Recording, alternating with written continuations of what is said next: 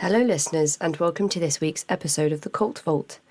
I'm your speaker, Casey, and as you might be able to hear, I am losing my voice. This is as a result of the incredible people that I had the chance to chat with all over the weekend at CrimeCon in London. If I got the chance to meet you there, thank you for making the weekend unforgettable. And for anyone else who couldn't make it but would like to check out the next event, I will be up in Scotland on September the 10th for a day of CrimeCon, amazing podcasters, huge names in the true crime community, and a whole host of amazing conversations at the bar. Come and join me by using the code CULT at the checkout for your very own 10% discount at crimecon.co.uk. Also, if you are listening to this episode on release, the 17th of June, there is going to be a live session tomorrow at 8:30pm GMT, which is 3:30pm Eastern Time on Zoom, with returning guests Spencer Schneider and Esther Friedman. For a link to this session, you can visit patreon.com/The Cult Vault and become a patron from as little as £1 a month, which will grant you access to ad-free content, discounts on merch and CrimeCon tickets, exclusive monthly deep dives, and so much more. And of course, you will also be helping the podcast continue on its journey by supporting me and the show. Now on to today's episode with my special guest Dee, who is a female veteran of the US Marine Corps, and despite some tenuous situations and difficulties with her health, Dee was able to sit down and chat with me about her experiences in life, the Marines, and more. I hope this episode can be an example of not only how someone may choose to join the Marines and what life inside this high-demand organisation looks like, but also the amazing things that the human body and mind can overcome. Here is Dee. So hello, Dee, and thank you so much for agreeing to come and chat with me today on the show about your experiences in the US Armed Forces serving in the Marine Corps. I am eager to gain the perspective of a female veteran, and I am thankful that you have agreed to come and be this person today. Would you like to start by introducing yourself to the listeners? Yeah, thank you for having me. My name's Dee. I'm a Marine Corps veteran of 4 years from 2000 and 2004. I'm also a ovarian cancer survivor. I've been in remission since 2009, and I'm also an alcoholic of 9 years sobriety. I'm the youngest of 4 girls, and yeah, I'm still here doing crazy things, even though I'm a pretty boring person. Your story as well. You've been sending me tidbits through for the last few months, and it's so inspiring and incredible. And I'm really humbled that we get to bring this story to the listeners, because it's not only a story of somebody who has experienced quite an intense, high demand organization, but also these other things in life that you've been through and you are open to talking about, discussing as well. So I feel as though that there might be other layers that listeners might relate to, other than, just the discussion around the US Marines. So I do appreciate you being so open about those really personal things that we might discuss today. And a lot of the time when we discuss high demand groups on this show, people are often born into them. A lot of the high demand religious groups, people will be second generation individuals born into that movement. But of course, that isn't the case with yourself. So can you tell us a little bit about your life and your upbringing, which led you to joining the Marines? Yeah, for sure. I actually grew up in a little city outside of Buffalo, New York. There's really not much to do there. But drugs, alcohol, and sex.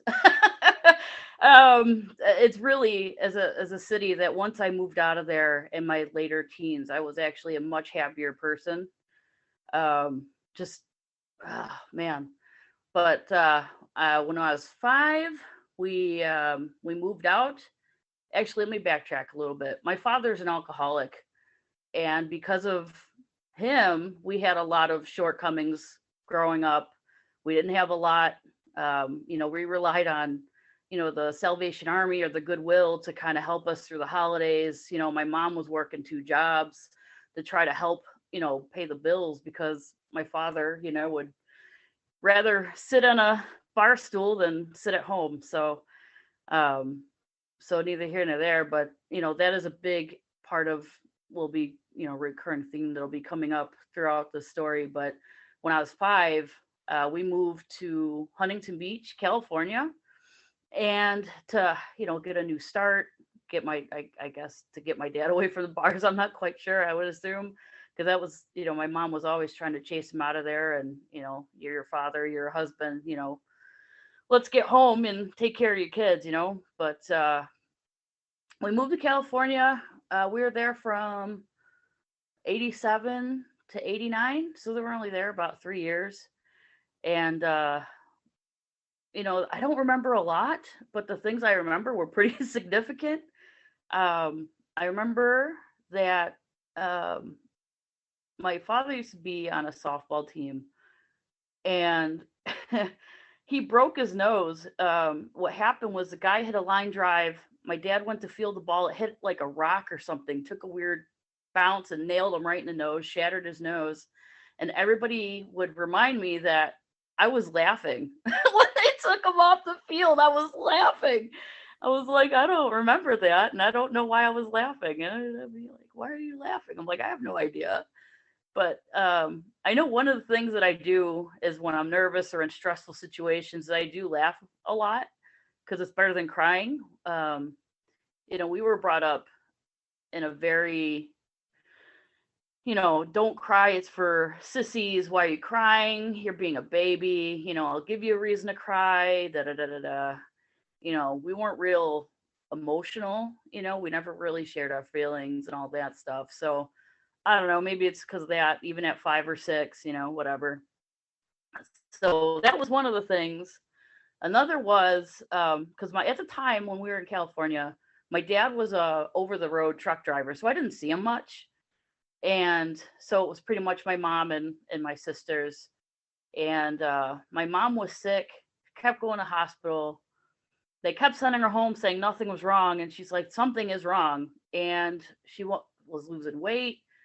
And like, I never noticed it until like we would talk about it later in life. And one day my mom was just not very responsive.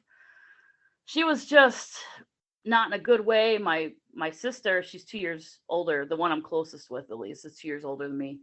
And she wound up calling 911 and found out that something was wrong with her gallbladder. She almost died. They had to remove her gallbladder, and she dropped to like 97 pounds, and like it was awful. And just they dropped the ball, and then almost was almost responsible for her death. Thank goodness she lived.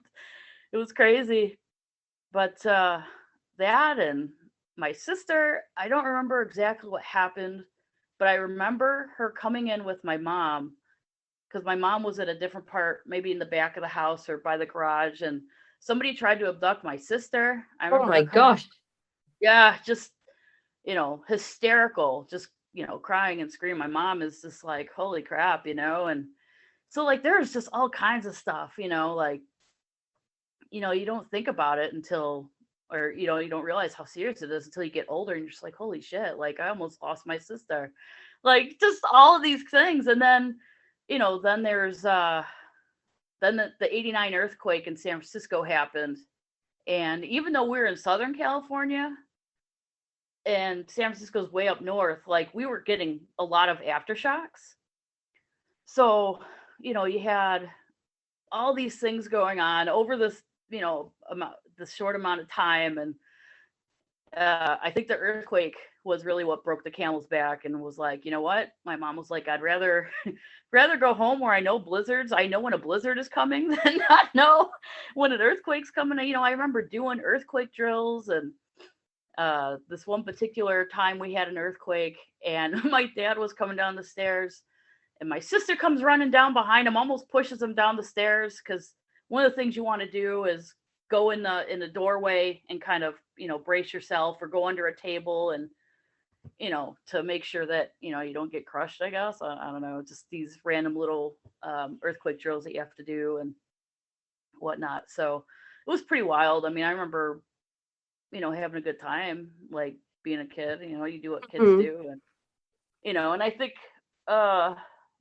one of the other things I totally forgot about, oh my gosh, I remember I wrote this story in third grade, and I wound up getting into like some distinguished writer program because of it.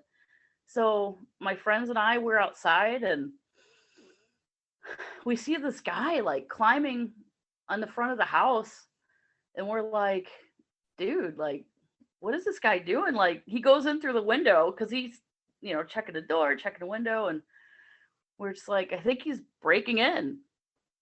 So we had our friend's mom call the police. We're trying to give a description. We're like 5 years old, 6 years old, trying to give a description. He's a man. He's a big man.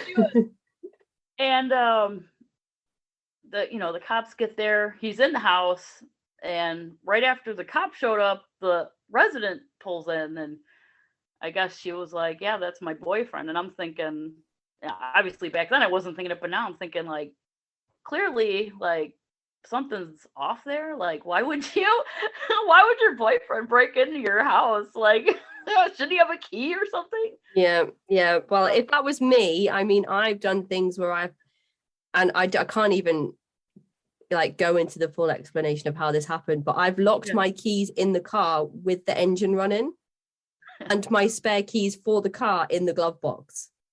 And then I've had to pay someone to come out and like basically force their way into my car so I could turn the engine off. So, he's probably, he could have just done something but at 5 years old, you're like, just thinking that man's breaking into that house.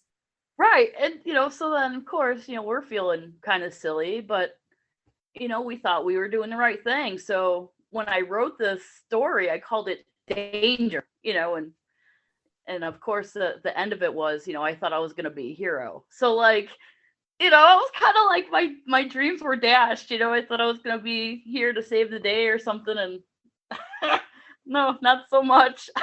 It was just us being, I like that though. That's like a nice little, that's a happy memory. A lot of the things that you've spoken about up until that point are injury or trauma related. And it's nice to have perspective on those things from childhood, especially if you've had a childhood that's very difficult, where you've really lived sort of, hand to mouth, relied on the charity of others. It's difficult to have that type of upbringing. I think it's easy to let yourself be resentful of that, and often resentful of others who haven't experienced that and have had a much easier upbringing. Of course, children can't decide that for themselves. So it's nice that you're able to reflect on that and say, yeah, me and my friends, we had good times. And a lot of the stuff that you wrote in your earlier emails to me did include the fact that you had a happy childhood and everything was relatively, as you felt, normal and happy up until the point where your parents finally decided to separate from each other. Mm-hmm. Yeah, we had to make the best of it. So when we came back to New York, we moved a lot. And I don't know if it was just because, again, like, we were trying to keep my dad clean, or if it was we just couldn't afford it.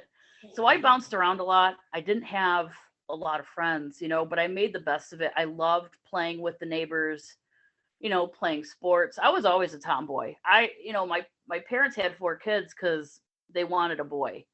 And every time they went to the hospital to do their check, we're talking the 70s and 80s, right? So like, technology isn't what it is now. And they kept saying we were all supposed to be boys. So I don't know how they figured that out, but whoops, surprise, we're all girls. Well, I became the son, right? Like, I'm the son that they didn't have. And always, playing with Transformers and Ninja Turtles and watching He-Man and Voltron and all these things, and playing softball and football and hockey with the kids, in the neighborhood. And like, I had a lot of fun, and as I got older, I got into music, listen to music and just kind of, find that place. And even with my grandfather, my mom's father, who passed away in 99, like, that's always been one of the things that bothered me the most, is that I never got to tell him I was going into the military because everything didn't transpire until 2000 in my senior year. So like, we would go to church every Sunday. He would take us to lunch. I used to spend a lot of time over there because he hated my father and my father hated him. It was very mutual because obviously of his drinking and all the shortcomings that we had. So my grandfather stepped in and tried to do the best for us, take us to the beach, take us to the park, have us stay over and stuff like that. So, I remember, he got me into martial arts as a teenager. We used to go to like tournaments because he had a black belt in judo. So like, that type of discipline. And he was also in the army. He served in Korea, and he never talked about it. But like that really instilled into me because even as a little girl, I loved watching wrestling. And I was a huge Sergeant Slaughter fan. Even though he scared me, like I loved it. And I was like, man, that is so cool. And like as a little girl, I always wanted to be all these different things. Like I wanted to be a police officer. I wanted to be in the army. I wanted to be a football player. And as I got older, it was a little bit more realistic. I wanted to be like a criminal psychologist or a criminal psychiatrist. And it was, I want to be a coroner. And I think a lot of that just revolves around wanting to know about the mind and just knowing like how these pieces fit together. And as morbid as it sounds, as a coroner, it's kind of the same idea. It's just with a dead body. But like, it's just all these different things and wanting to go to college. And I totally just veered off. I don't even know where I'm at right now. But yeah, it's just like just coming back, was so different though. Just we lived in a haunted house. If, assuming people believe in that stuff. I do. I've seen some shit. People didn't like coming over because people would get pushed up or down the stairs. People would see stuff. Just wild stuff. You're just like, man, this is crazy. I remember one time specifically, we had these wooden ornamental type like fork and spoon. They're probably about a couple feet tall. They're not heavy or anything, but they would hang on the wall. And I was sitting in the living room. I'm like 10 years old. And I got like the prickly feeling on the back of my neck.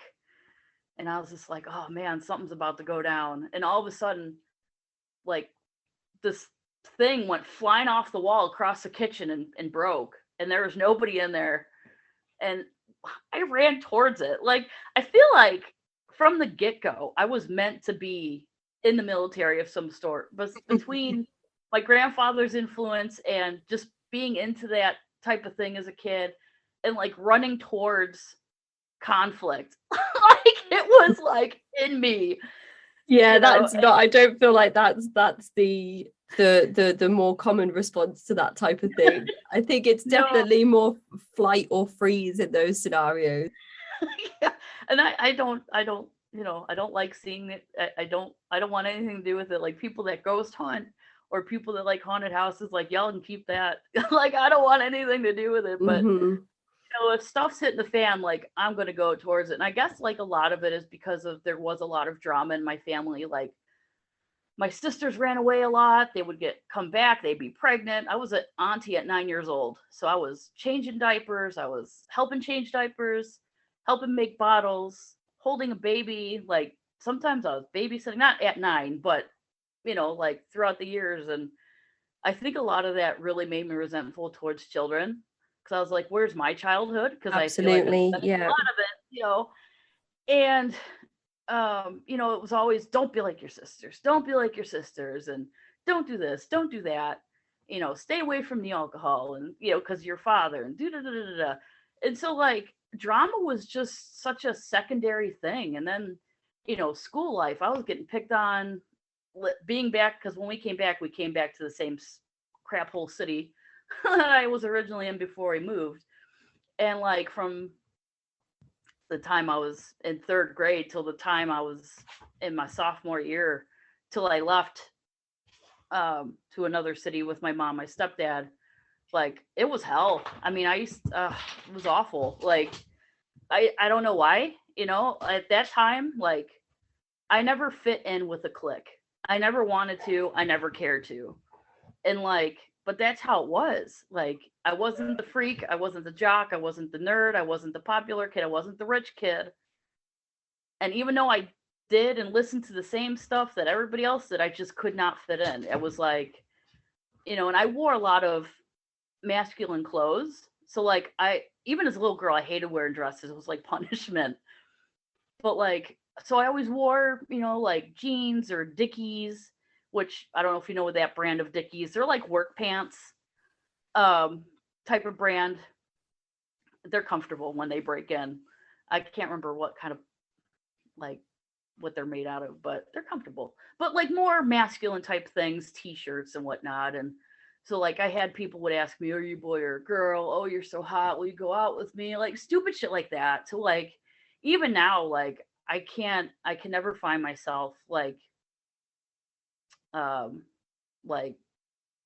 it comes to like looks and stuff, I'm just like, like, I was broken down so hard by so many people for so long. It was just like, but I was always told, you know, if you ignore them, they'll go away, and like, they never went away. So I don't know what happened there. But if they would have taught me to punch them in the mouth and, that would be it, then maybe that's what I should have done. But I was never really, violent or anything like that. But it was just, I internalized everything just because everybody had their own problems, that I just never talked to anybody. I just held everything in. And then, if I got pushed and pushed and pushed, it would be like, I would just blow up and I would just start, yelling and hollering at people. And they're like, dude, what is wrong with you? And I'm just like, Wow. I don't know. Like, so it was like so much, mishmash of things. And See, everything that you've just said, I feel like is going to resonate with every single person that listens to this episode. The way that we are treated by our peers growing up stays with us for the rest of our lives, no matter what we do to reverse that. And as you said, you internalize it and you just carry it with you. And I imagine that when we discuss deconstruction on this show, there's probably a process that people are encouraged to go through to work through that same level of experience that we've been affected by just growing up, not only in educational settings but family settings, and the path to individualism and self-identity and all of those things. You've just worded it so beautifully, and I feel like that is really going to speak to people, and it kind of leads us into the next part of your journey, because in your emails to me, you talked about how, things were okay until your parents separated, you moved back, and then things were just really hard for you. You found yourself becoming increasingly more angry, despite your maternal grandfather's positive male role model influence on you and trying to get you involved in disciplined things like martial arts, and you kind of trying to find music and something that was an outlet for you and your anger, but you felt like that just continued to build. Mm-hmm. Yeah. And, once my parents actually wound up getting divorced, like, I was actually pretty excited about it because I was over the fighting. But like, it didn't solve anything because I was still going to school, and I would be bouncing back and forth between my father and my mother. And, it was like this back and forth thing, right? And like, then I'd be like a brat, and I was like, well, if I can't do this, then I'm just going to go to my mom, and my mom will let me do it. But then my mom wouldn't let me do it. So then I go back to my dad, and like, it was just like, and then, we're talking, 11, 12 years old. And then, the hormones start coming in, and like, and it was around 13 or so, I started like drinking. And it started off with like wine coolers and like no big deal. And one thing, let me go back like to the, the growing up and stuff. The one thing I deal with, like my insecurities and everything, is a lot of self-deprecating humor. And one of the other things is like, I try to take that power from people. Like, I try to just talk shit about myself so that other people can't do it. I don't want them to get that self gratification that they've insulted me in somehow. So like it's one of those things that I guess learned throughout the years, because like I just don't want people to get that self satisfaction that they've actually like might have upset me. But anyway, neither here nor there. Yeah, I started off with wine coolers, and I had resources, and eventually, I started skipping school, and I was drinking, like, I don't know if you know what a 40 ounce is, but it's literally 40 ounces of malt liquor, alcohol. Mm. And as I got older, I would drink one, and then I was like, I'll drink two. I think I got up to like three. That's a Oh my lot of alcohol goodness. for someone who was a teenager, but would do it all the time. But my dad was never around. I was a fucking latchkey kid. So like, we were just, because my sister, the one that I'm close to, she was still running. She was running away too, and they would bring her home, and then she'd leave because my dad would get pissed. He'd fucking punch a hole in the wall, start yelling and screaming. Of course, he would find reasons to, and that's one of the things that I know I've learned throughout this whole ordeal is I've learned to deal with things the way my dad did, is that he would always go to anger for anything. If he was scared, if he was sad, if he was pissed, he would always get angry. And I never understood why, but I was like, that's his fucking free pass to go out and go get drunk. I get it now. Because that's what I did. And, that's something I'm still working on is, my try not to go straight to anger when something, bothers me, because, I mean, I'm not going to go out and drink, but I also know like that's kind of like one of the, uh, one of my triggers, right? So like, it was always, get pissed off, and, I'm out and you wouldn't see him for a while, like the night or the day or whatever. And it was just kind of like, okay, dude, like, let's just stop finding reasons to drink. One of the things that I learned from him was to never expect much out of people. He made so many empty promises to me, and there'd be times where he would say, "Oh, I'm going to pick you up after work. We're going to go do something." Or, we'll go out and do something on Saturday. And it never happened. I think one of the most, I'd say traumatizing, I don't know, traumatizing things that happened was, I was at one of my sister's, uh, apartment, and my other sister was with me. My dad promised he was going to pick me up after work or whatever it was. And I'd have my jacket on, I'd have my stuff with me, like, oh yeah, he's really gonna get me this time. He's really gonna get me this time. And he never showed up. And my sister would get so pissed because she would see my heart break every time, and she's like, he's not gonna get you. And I'm like, shut up, like I get so mad, like living in this denial, like she's right, but I just want to believe that he would actually come through for me. And he didn't. And my sister's like, he's at the fucking bar, like, watch. And she called the bar that he was at, and he was there. Called him, and he put me on the phone, and he fucking chewed my ass out for calling him at the bar where I'm trying to figure out when he was coming to get me. And I'm bawling my eyes out. And like, it was like at that moment when I was like, you know what? It's just, he's just never gonna keep his word ever. And that was one thing from my grandfather, is a person's only as good as their word. And, you know, and his word wasn't worth anything.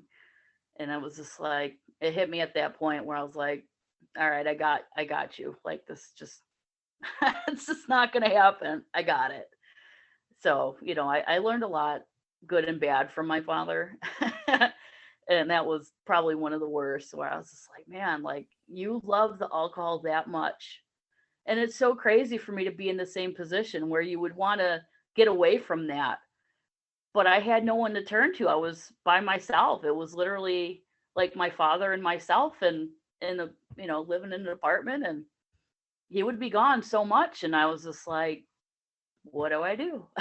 Well, I mean, if it works for him, maybe it works for me too. Like, I was like, I don't know. And so I did that for a little bit. And thankfully, when I was going into my junior year of high school, I moved with my mom, my stepdad, and life just, man, it was awesome. I graduated. I barely graduated on time. I had missed so much school and did little to nothing in my freshman and sophomore year. I had to go to summer school my junior and senior year of high school to graduate on time because I Wow. was so behind.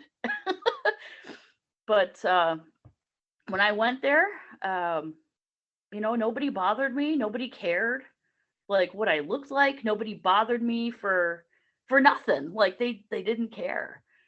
Was And this like a bigger place that you'd moved to? Because I feel like a lot of the time that small town mentality means that people focus a lot more on things that just should not be relevant or just things to focus on a day-to-day basis, if that makes any sense. no, it makes sense. Actually, it wasn't.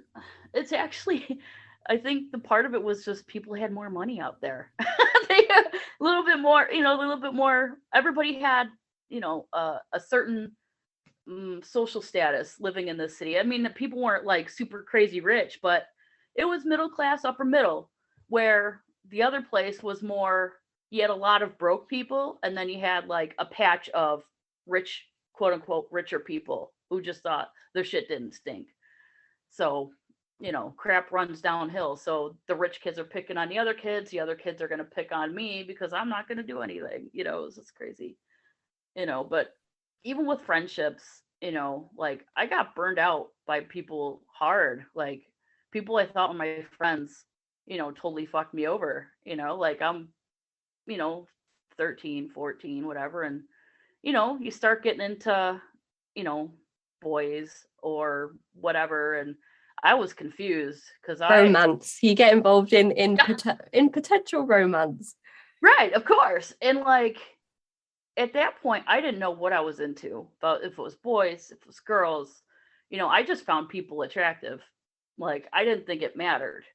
But where I was at, this town, there's a lot of homophobia. There was a lot of racism. My sisters all have had, African American boyfriends, and you would have people saying very unsavory things or unsavory looks. And again, going back to like my wardrobe, I remember walking to my friend's house and these kids, I didn't know who the fuck they were.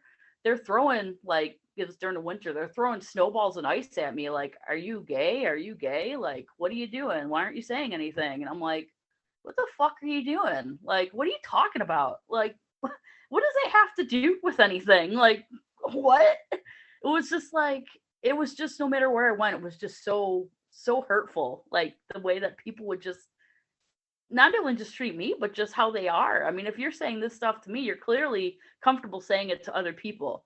Like that's not okay. Like It all almost makes you wonder how they're being treated in their own lives mhm. by the people that influence them as well, which is also quite sad to think about. Mhm. Well, at the time, I wasn't thinking about it then Of because I was course just, not, no. but yeah, like think about it now. It's like, what kind of,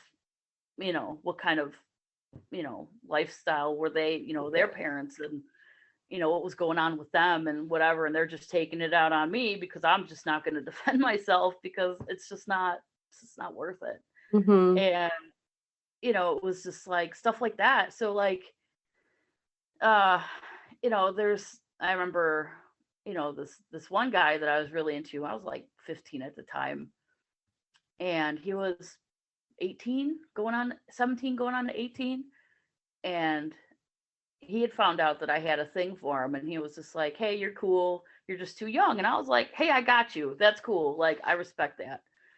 And so I told my cousin cuz my cousin lived a couple houses down. We all played hockey and football and stuff together. Like we had this little, we were like in this small decent housing projects, and so we all hung out and stuff and we all went to school together and whatever. And this girl I thought was my friend finds out because she is into him too, and we're the same age, same grade, same everything. And she was like, "Oh yeah, I like him too." And my cousin's like, "Well, he's not going to be interested because he already told, D, blah blah blah. She's too young and da da da." And she's like, "Oh yeah."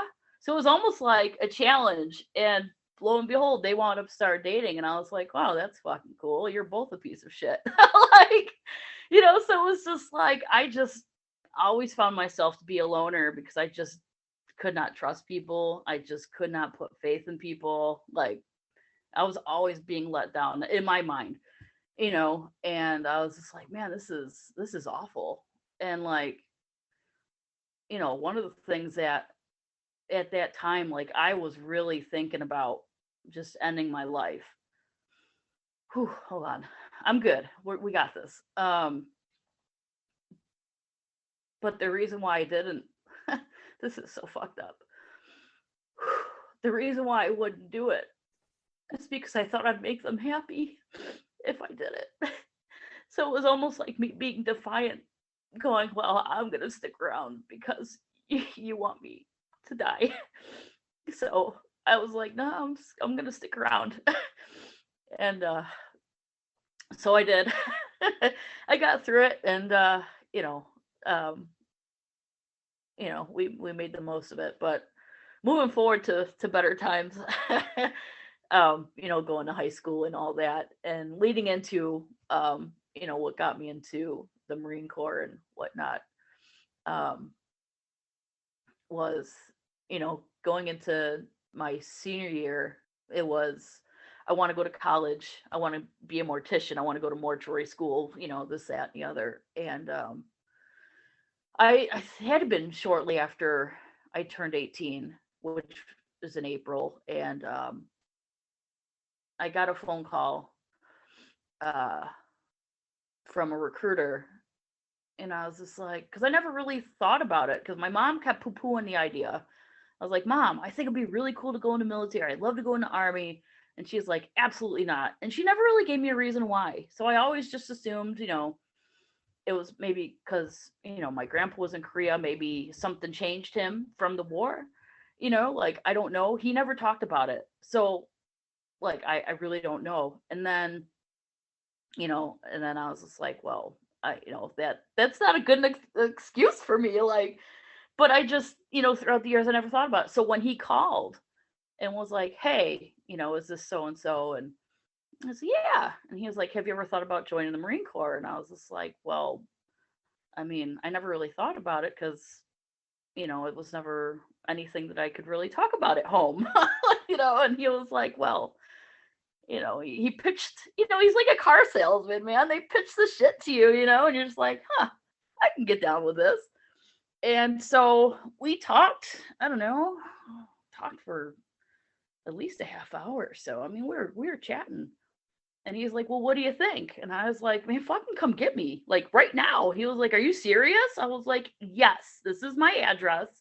Come get me. He's like, no, we're leaving right now.'re going to be in your driveway in about 5 minutes. I said, well, come get me. And so they did. We went through, whatever. Gosh, it's been so long. I can't remember all the process, but I was like, yeah, let's do this. So you're old enough at this point to go, or do you need to have anything signed by your mum at this point? No, I was 18. I just turned 18. Right. And so the decision. Oh, yeah, in the April, yeah. Yeah. And so, we did whatever. They do like a height and weight. You got to have your height and weight standards. I think I was like 15, 20 pounds overweight, which really then, I mean, I wasn't fat then, but like their height and weight standards are, if I remember correctly, as of late, I think they're going to revisit the height and weight standards. I don't know what they're going to do with them, but like whatever. So I had to lose weight to get in. So instead of going right after like graduation day, like I had to wait a little bit just to make sure that I had the weight off, keep it off, that type of thing. So I don't know, to do like the ASVAB and be part of the MEPS program. I forget what the hell that even stands for, but that's where you do all your physical and pre-boot camp stuff and whatnot. But yeah, I remember getting home and my parents, well, my mom and stepdad, weren't home when I got the phone call, but my stepdad was home when I got back. So they must have came home from work or whatever. And he was in the Navy. So he was all about it when I told him. I was like, I want to go. I just came back from the recruiting office. I'm going to join the Marine Corps. And he was like, that is freaking awesome. I said, yeah, that's cool. But like, we got to break this to my mom. And he was like, I got you. So we literally, when she got home, we literally had to sit her down at the table and say, Mom, we got to talk. And I was like, Mom, I'm going to join the Marine Corps. And she was crying, not tears of joy. She was so upset. I was like, Mom, like, this is a great decision. Like, this is awesome. I've always wanted to go. Because she's like, well, what made you want to do this? And like, Mom, I've been talking about this for years. Like, I never specifically said the Marine Corps. I always said like Army, just as, Army, like whatever. But they're the only ones that called me. I'd always get crap in the mail and I would just toss it because I was like, I don't really care about this. But I was like, they called me and I said, all right, let's do this. I mean, whatever. So I was at that point, I started working out, like running a lot and just, doing everything I could academically to make sure that there was no issues, and I was just like, let's go. And so I did. And when it came to graduate, I had to pretty much beg my principal, like, can I walk across the stage? Because I had to go to summer school. And if you don't have your diploma, you're not supposed to go across the stage to get your little, diploma holder thing. And I said, listen, I'm going into the military, as soon as I graduate. I just want to do this for my family, so that they can, see me go and do all these things. And she was like, all right. She's like, I got you, so I got to go across the stage, get my diploma. There's nothing in it. It's just the case, and I was like, whatever. So we got that moment and did the summer school thing and just kept working at it. And yeah. So the summer school program was, as you said, like pre-basic training to get you ready for basic training, which is to get you ready for the Marines. No, the summer school was through my high school. That was just to graduate. Right. I was so behind. Like, I think I had to go to summer school for like English and like social studies. Like, right. Okay.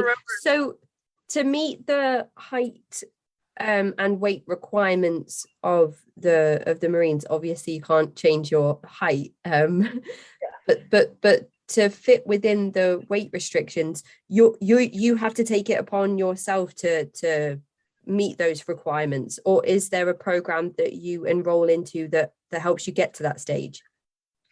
No, I had to do everything on my own, but my recruiters were so cool. Like, they're like, you're right there, you're just a couple pounds off, and they would take me out for like crazy runs so I can get that weight off.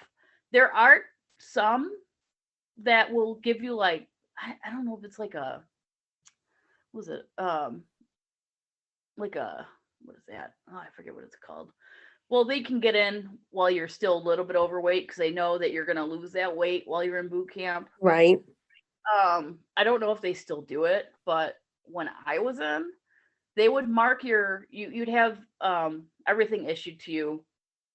You had a green, PT top, your t-shirt. Mm-hmm. And what they would do is they would mark, either it was just green, typical, whatever, or if you had, I think it was like really fair skin, they would put, I think, a white stripe on your shirt so that you had to wear sunscreen so that you didn't get like fried while you were outside. Because technically that's destruction of government property at that point. So whatever. So people that had really fair skin, they'd have to have a white stripe on their shirts. They can make sure they have sunscreen and stuff on and have it available to them. And my then, goodness. Yeah, if you were there's so much to unpack here. Let me just over a few things before we skip on to the next part. Yeah, So first sorry. of all, I wanted to say that I am so glad that we are able to have this conversation today, despite the ill mental health that you have experienced. I'm really, really thankful that you are here and that I'm able to have this conversation and connection with you. And I feel it's really important to just make a note of that. And secondly, I'm wondering, how did this recruiter get your number? Because when you said that you got a phone call from a recruiter, I'm thinking, is it like when somebody's evangelizing door to door and they just happen to knock on random doors and say, hey, do you want to join our religion? And you say, let's hear more about it. And then when they do phone you, even if it's random, do they know your age? Are people in your age group targeted more so than others because maybe you don't have a set direction at that point? Do you think it's certain demographics of people that may come from lower income households and live in more impoverished areas? And also, like you said that you had a lengthy conversation with these people. Was there like a love bombing aspect in that initial phone call that had you like, I love this guy. He's saying all the things I want to hear. Yeah. Oh, that was a big part of it. I think he got our information because what my mom and I used to do at the time, because the internet was, I mean, I don't want to say fairly new, but like websites were pretty, I don't know, so basic compared to what they are now. And one of the things that we used to like to do was go on different websites and get free stuff. So I think between either myself, I'm guessing it was me, since they knew my name, is I must have went on their website and to get like free pencils or free bumper stickers, and that's how they got my name and my number and started that whole thing off. So that's almost positive that's how they got my information.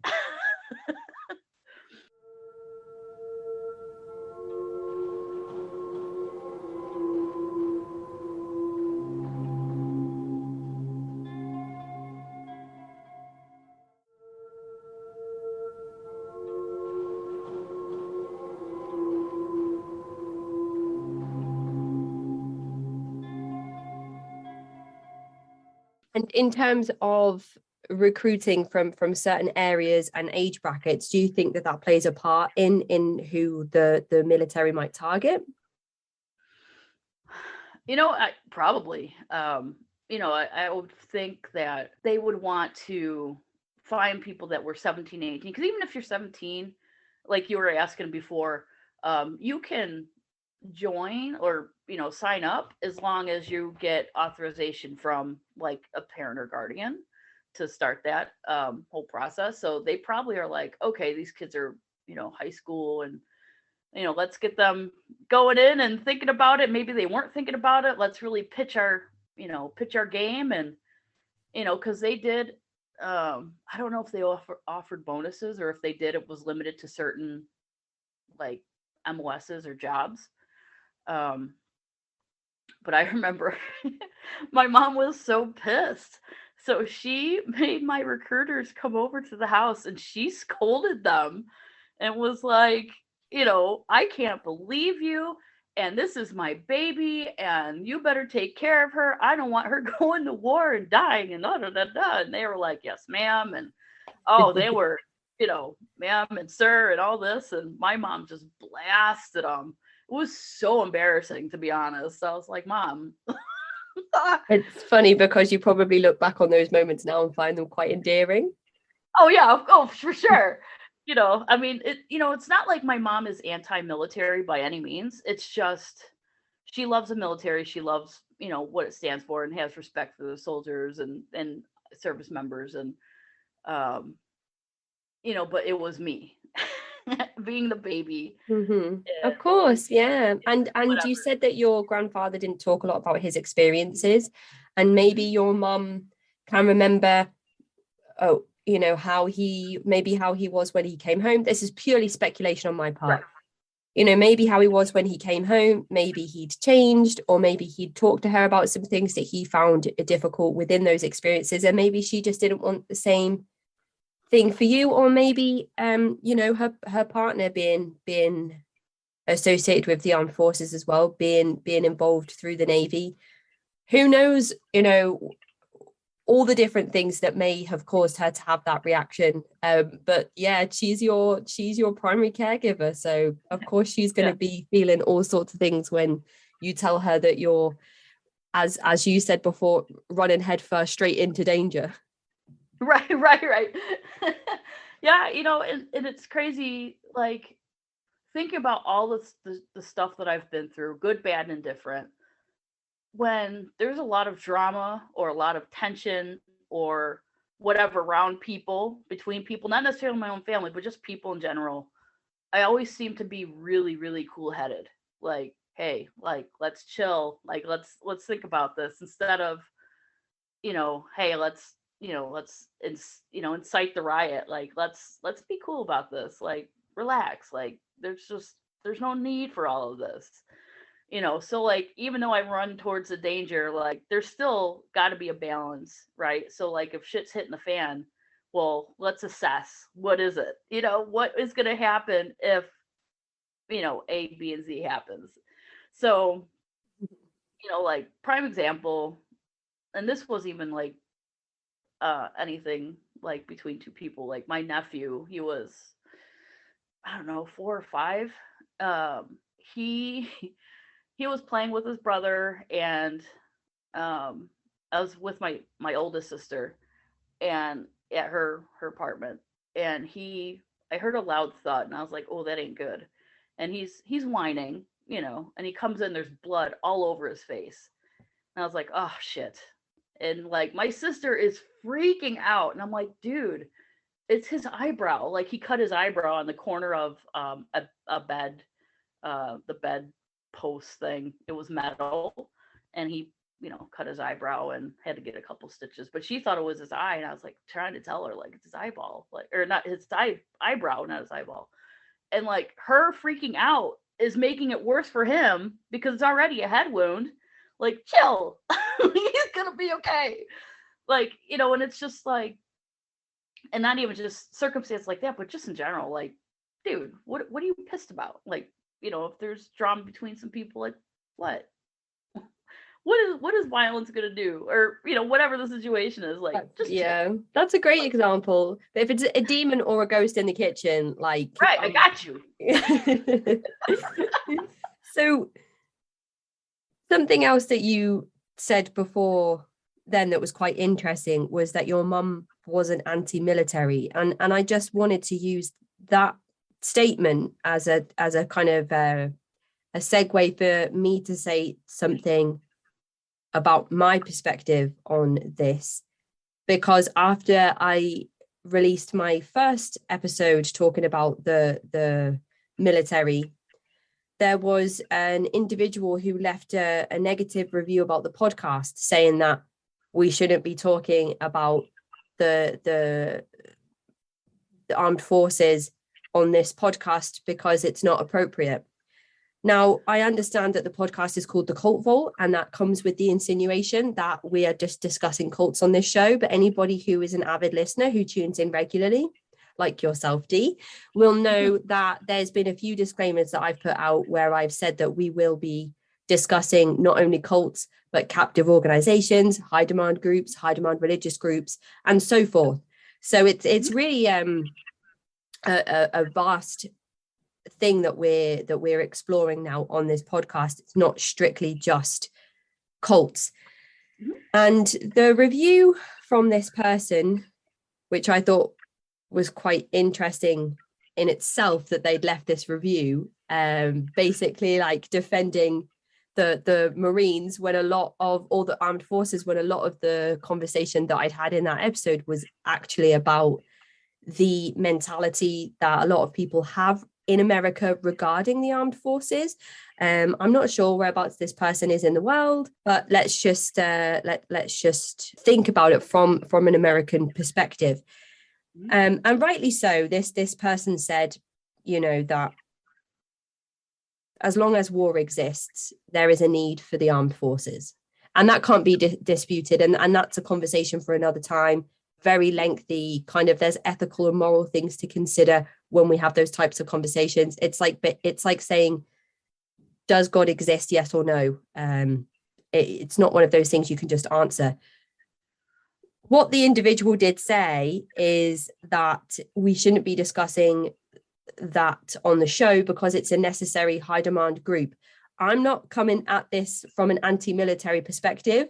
It is a high demand group that exists. It is a high demand organization. And I'm just interested in looking at the methodologies that are in place in these groups that also exist in other groups that may be negative high demand groups that exist in the world, because there are traits that, and earmarks of cults and cult-like methods that we'll see in the military that exist in other groups where people are being abused and exploited. That's not to say that abuse and exploitation doesn't take place in the armed forces. We know it does from people coming forward and talking about the fact that they've been exploited and abused. But I'm not saying that the military exists purely for those two things. So I just wanted to kind of get that statement out there, that it's not an anti-military thing that we're discussing today. We are literally just looking at the armed forces and specifically the Marine Corps and the methodologies that they use, that other groups take influences from and inspiration from and apply it to themselves to create that oneness in their own organizations that we discuss on the show. And I know that you said something similar in your emails to me as well, that people may be sort of a bit skeptical about why we're covering the armed forces, because it seems like you're promoting it as a cult because it's on a podcast called The Cult Vault. So now that we've got that out of the way, let's get into things. So you say to the recruiters, come and pick me up, I'm ready to go. And so they come and they say, yep, great, you can enlist or enroll. Are they different, enlist and enroll? It's enlisting. Enrolling is more of like if you're enrolling in a college, you're gonna start in a semester or whatever. But I guess, I mean, if you really want to think of it, I guess it's kind of one of the same, right? So like, but we call it enlisting. So we have to swear, we do an oath. I think we do it at MEPS. We do some kind of an oath or whatever. I don't remember what it is. And just saying, you're gonna be part of the military or whatever. I don't even remember what the hell. And it's just like, all these different things. And and even going back to what you're saying, like, I needed direction in life. I needed discipline. I needed to stand up for myself. I didn't have that confidence in me, and I knew that going into the military, regardless of what branch it was going to do that. And so I was like, well, shit, I'm going into the best branch in the in the military. I don't care who you ask, it's the fucking Marine Corps. But I was like, I'm gonna do this. I know I'm gonna do it. I'm a very headstrong person, and failure is not an option ever.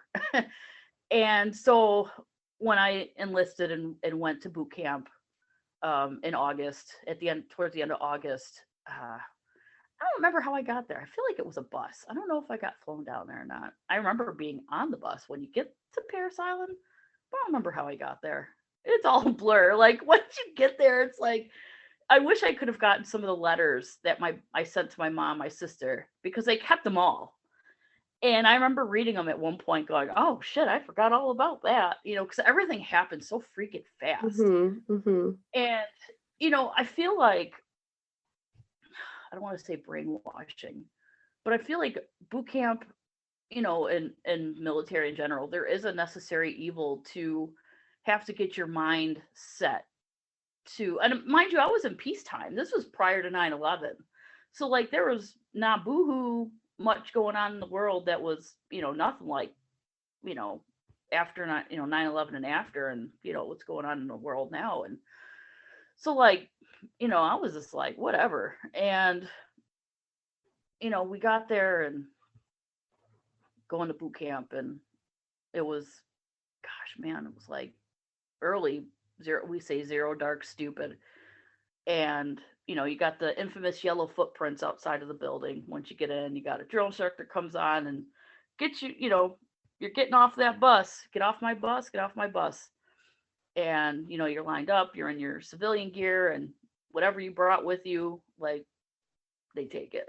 It gets locked away till you're out. It's almost like being in jail. I used to watch like Locked Up and stuff. They take your shit. When you get out, you get it, you're gone. Yeah, it sounds similar to a lot of the troubled teen programs that we've talked about on the show as well. So immediately there's that level of extreme discipline and oneness. You're all expected to walk in the same direction and follow the lines and stay on the footprints. And just before we get into basic training, you've said MEPS a couple of times. Is this an acronym for something? I don't remember what it stands for, but yeah, it's some kind of military entry program of sorts. It's just right. I think that's where I might have got confused with the, you went to summer school so that you could graduate. And then you were going to MEPS to get ready for basic training. Yeah. Right. Yeah. Okay. And is it common for people to go to MEPS before they go into the military? I think everybody has to, because I feel like they do like your physicals like prior to make sure that you're healthy and that there's no any kind of maybe physical right that would exempt from. Google says your visit to a military entrance processing station determines your mental aptitude as well as your physical and moral qualifications for enlistment in the army. So that basically is exactly what you just said. And that makes sense, especially going back to what I'd discussed on the previous episode, where the same sorts of steps were taken into Ryan's time in the Marine Corps. So that's interesting that those two were the same. And Parris Island, where is this located? It's in South Carolina. So this is the only place that females train to become Marines. We have a recruit depot in San Diego and Parris Island, San Diego, California, Parris Island, South Carolina. Both of them have male recruits, but Parris Island is the only one that has females that train there. And has it always had female recruits? Yeah. And what if you don't assign yourself to one of those two categories? So when I was in, that was not anything that ever was an issue that ever came up. So I really don't know how that works now. I know that there's been a lot of changes with a lot of different things, but when it came to are you talking about gender identity type things? Mm-hmm. Yes, I have no idea. It was just, either San Diego or Parris Island based on male or female, but we never had anybody that at least openly identified as, transgender or anything like that. And I was in during the don't ask, don't tell era. So one of the things that they do before you start training at boot camp, once you get there, pretty much during receiving, it's almost like a moment of truth, quote unquote. And they try to scare you saying, if you're on medications that you're not supposed to be on that would exempt you, like anxiety meds or something like that, or maybe if you have certain mental disorders like bipolar or whatever, where you have to take medication, like you have to take it, you could be exempt. And if you lied, it'd be you could face jail time if they find out because you lied and whatever. And it's all whatever, dude. So this is their quote unquote moment of truth. And another one thing is, if you're if you identify as homosexual, now is your time to leave, because if we find out blah blah blah, you're all these things are going to happen, and you would get kicked out if they found out you were homosexual. You would get kicked out. So Why is that? Is it because the genders are separated and there's no sex between people allowed within the basic training? Or is it that does it go back to something like the AIDS scare or the AIDS pandemic that just has this like strange mentality around people that identify as homosexuals? I don't know, but I'm about to go on a little bit of a tangent. So, when I was in, it was a thing. And then once Obama was in, he got rid of it. And I can't remember if Trump brought it back or not. But I don't know why. I think it's bullshit. It really shouldn't matter because at the end of the day, like, it's no one's business who someone else is fucking. It's not, I don't care who anyone else is doing. It has nothing to do with me. And it shouldn't matter in combat. Like, if you're in a combat role, people aren't worried about having sex with anybody. We need to survive. Like, take that hatred somewhere else, dude, because it ain't working. And like, one of the things I used to tell people, especially guys, because guys are the worst when it comes to that stuff. And I'm like, if you fucking think another person of the same gender finds you attractive, you're the fucking problem, because not everything revolves around you. Not everybody thinks that you're attractive, and don't think that another guy is going to go after you because you're a guy. Like, get your head right. So I don't know if it's part of a, maybe it was just. Well, I know that homosexuality at one point in history was illegal around the world, and it still is in some places. Maybe it was just something that took a really long time to change. I've just found something on Wikipedia that I'll read quickly that answers some of the questions that we're kind of just discussing here. And it says that gay and lesbian citizens have been allowed to serve openly in Her Majesty's Armed Forces since 2000. The United Kingdom's policy is to allow lesbian, gay, bisexual, transgender, and queer personnel to serve openly, and discrimination on a sexual orientation basis is forbidden. It is also forbidden for someone to pressure LGBTQIA+ members or individuals to come out. All personnel are subject to the same rules against sexual harassment, regardless of gender or sexual orientation. So that all sounds great on paper. Of course, I'm not sure that translates as black and white as it says here, but on the history, it says Stonewall, a British LGBT rights pressure group, spearheaded the movement to rescind British military prohibitions against openly LGBT service members. It began when Robert Ely, who had served in the British Army for 17 years, approached Stonewall. The discovery of a letter had led to his sexual orientation being disclosed, and he was subjected to an investigation and thrown out of the army. Skip forward to February 2005, the Navy joined Stonewall's Diversity Champions programme, followed in November 2006 by the Royal Air Force and the British Army, the largest of the three services in June 2008, to promote good working conditions for all existing and potential employees and to ensure equal treatment for those who are lesbian, gay and bisexual. At London Pride 2008, all three armed services marched in uniform for the first time, whilst the Royal Navy had marched in uniform alongside other military colleagues in Proud to Serve t-shirts for the preceding 2 years. All three services openly recruit at gay pride events, recognise civil partnerships as equal to marriage, and enjoy supporting homosexual personnel at the very highest levels. So that kind of gives us an idea of the UK version. And from a brief look there on the internet, it seems as if America was kind of aligned with that.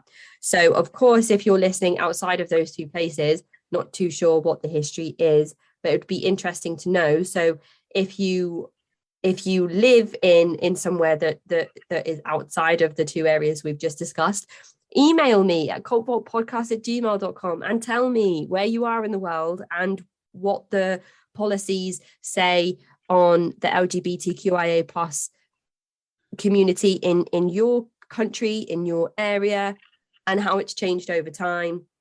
because I would just love to hear it. I'm really interested in gaining sort of like a whole perspective of a subject when we talk about it. So that would be great. So you arrive in Paris Island. You're in the don't ask, don't tell era. So, I mean, are men and women segregated in terms of where you sleep, and all of that stuff? Yeah, the men were trained separately from the females. Like, we didn't train together at all. The only time we really saw each other, like the male platoons, was at the chow hall, the rifle range, and maybe working in the chow hall maybe towards the end. But we had very limited contact with the males, and don't get caught looking. Because they will light your ass up.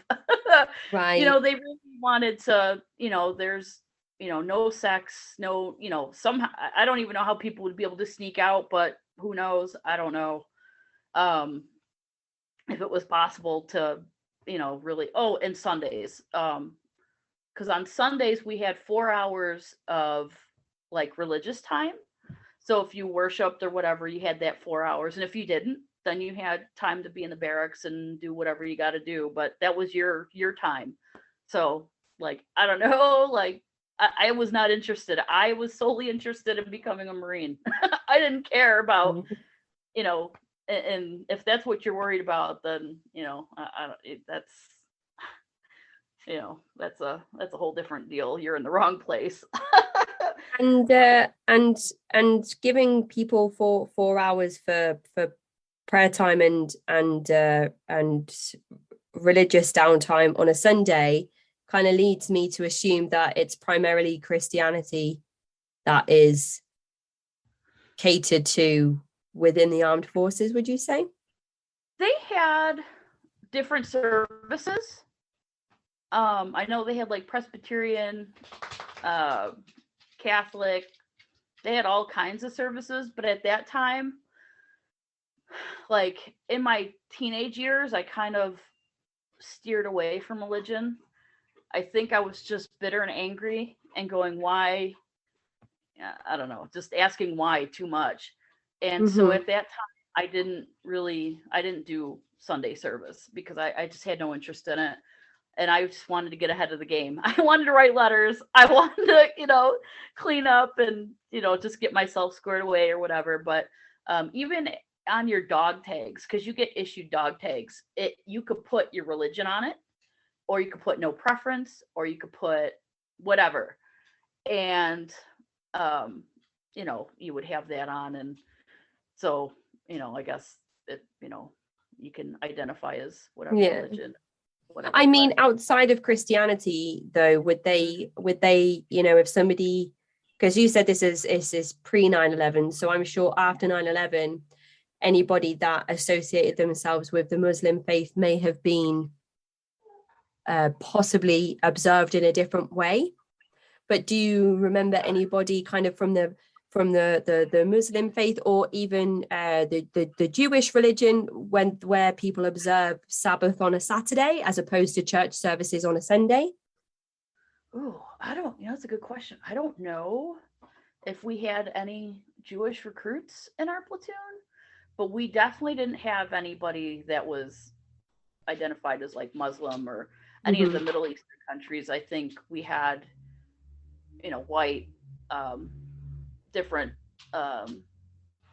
Latina, like Mexican, Puerto Rican, Black. And Christianity is still massive in those countries as well. It's just an interesting question for me because, you mentioned Presbyterian services and Catholic services still under that massive umbrella. So I wonder how much that's changed now with America becoming such a diverse country with so many different nations all existing on the same continent, and so it'd be interesting now. If anybody has any insight into that, please get in touch and let me know. But I'm curious. you step off the bus in Paris Island and you said that it is just from you didn't want to use the word brainwashing. Sometimes people might say thought reform or indoctrination. I feel like that phrase is in flux at the moment, and people may be trying to work out other ways to basically say the same thing. But the minute you arrive on Paris Island or at Paris Island, the whole process of breaking you down as an individual and rebuilding you in the image of a member of the Marine Corps, it starts at that very moment. Yeah. As soon as you get off the bus, you're moving fast. You're, I, sir, yes, sir, I, ma'am, no, ma'am, and you better fucking be loud, and you're just like, it's fucking dark, stupid in the morning, 2, 3 in the morning. Like, nobody knows what the hell's going on, but we're doing stuff. We're moving. We're going, we're grabbing our issued, our gear, our PT gear, our Go Fasters, tenny runners, our sneakers.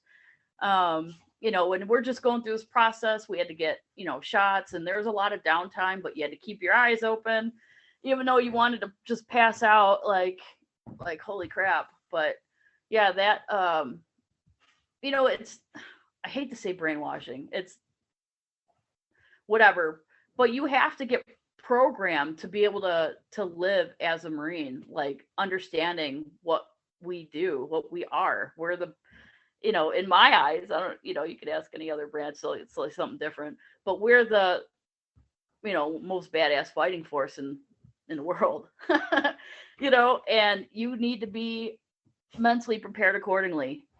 I went in, crazy enough, open contract, which means you can get any job that the Marine Corps wants you to have. So I could have been a cook, which has since been phased out. I could have been a motor T person. I could have been communications. I could have been who knows what. But I actually, they assigned me as an administrative clerk, which is cool.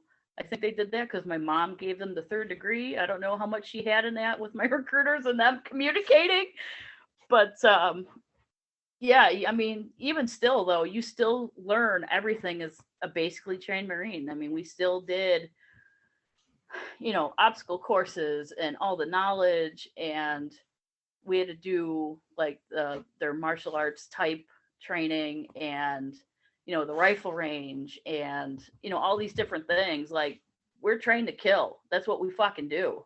And if that's not cool with you, then you're in the wrong place. And so you have to have that, be cool, calm, and collected when things are going crazy around you. That's why there's so much chaos. Like, everything is around combat, and you have to be able to be prepared to handle that. And if you can't, like, people are going to fucking die,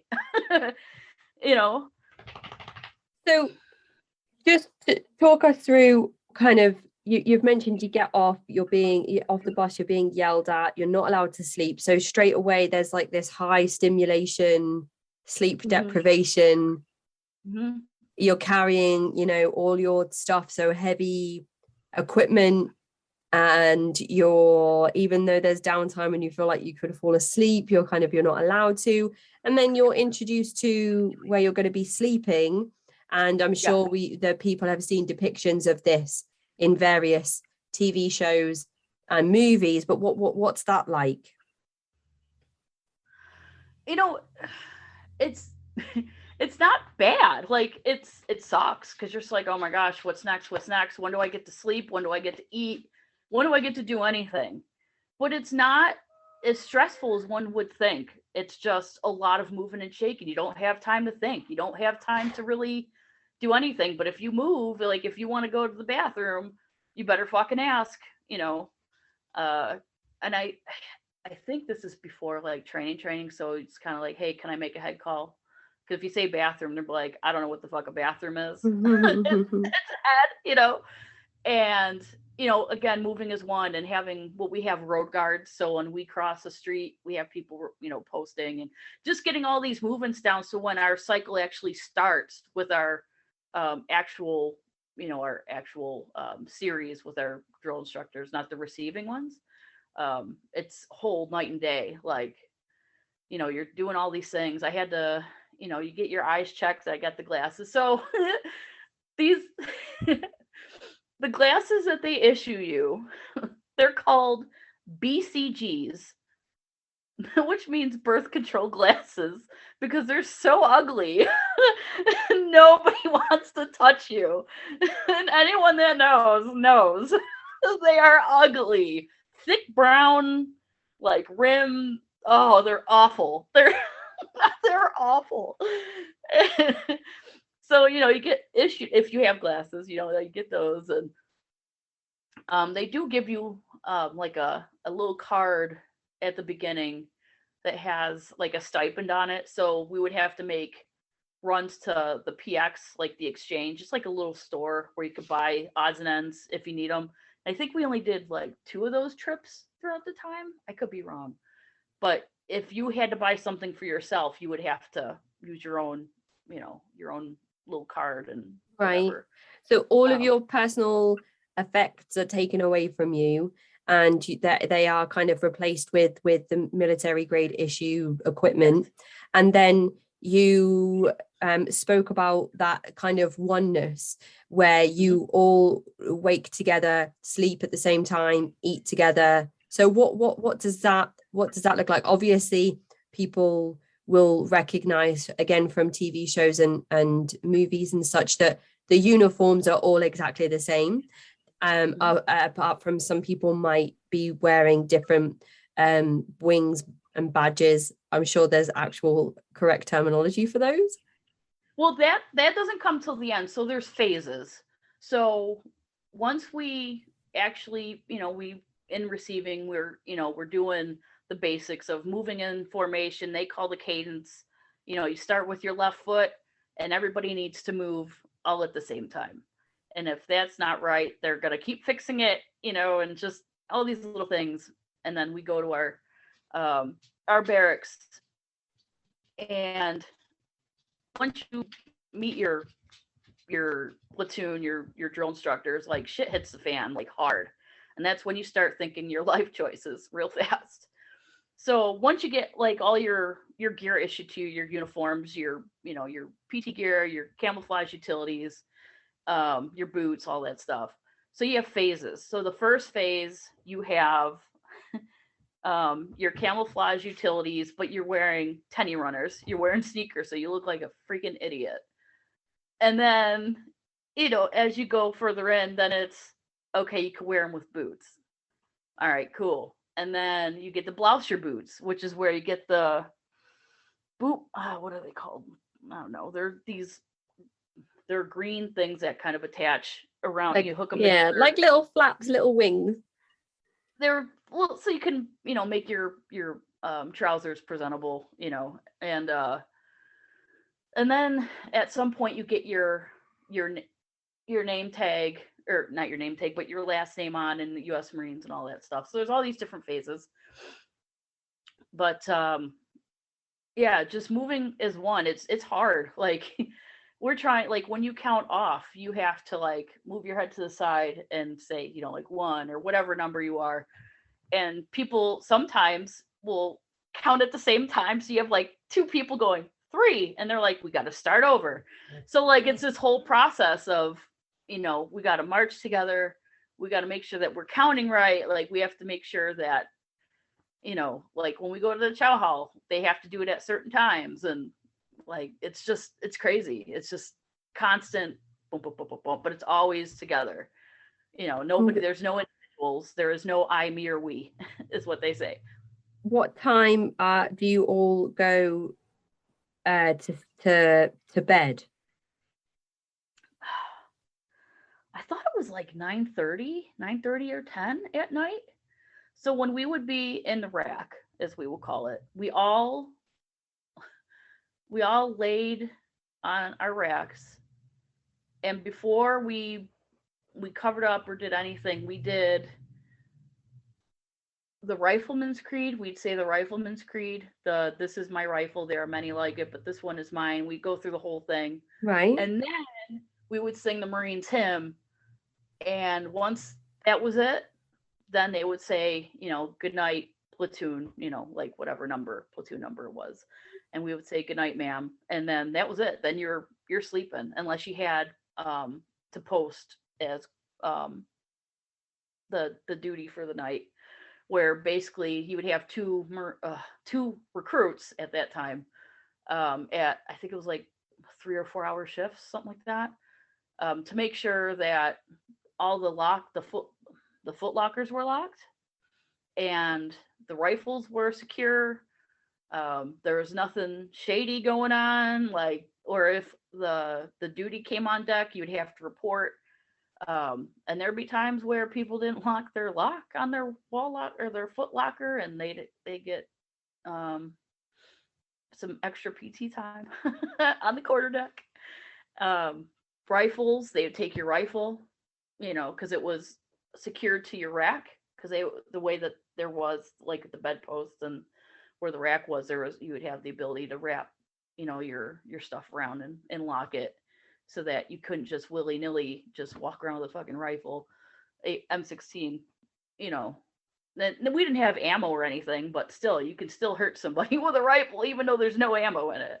So just making sure that things are clean, and you would do the laundry at night. You'd make sure that the laundry got changed over, and you'd have to fold the laundry and give it back, put it on the wall or the foot locker of the recruit. And you were doing all kinds of stuff, and then in the morning, that's when you would go to chow. I think you would wake up at 5:30, and that's when shit would start all over again. And it's they count you down, you'd make your rack. If your shit was jacked up, they would just tear it apart. You have to start all over.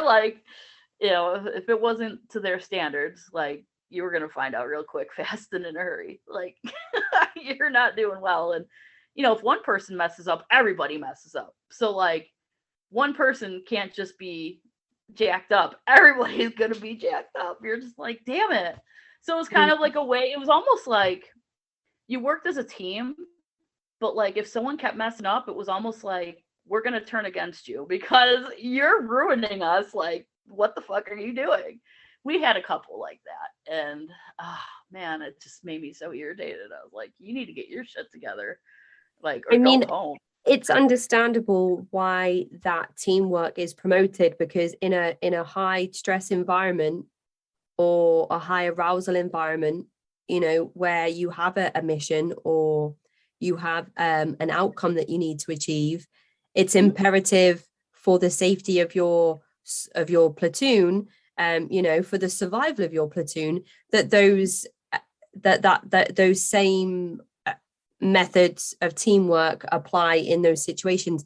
So it's easy to see why that environment is encouraged.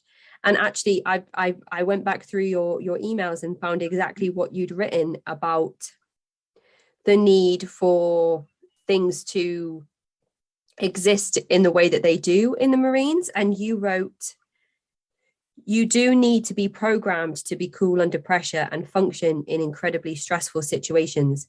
It is a high demand organization, and they do what they have to get you where you need to be. The Marine Corps isn't for everyone. A lot of men and women don't make it through for all kinds of reasons. And I feel like that really encapsulated exactly what you've been saying in previous parts of the episode, where you've said, you really do need to be stripped down and rebuilt to be able to function in these situations that Marines might find themselves in. So I just wanted to go back and read that sentence. When I read that the first time, I was like, wow, that really stood out to me, that part.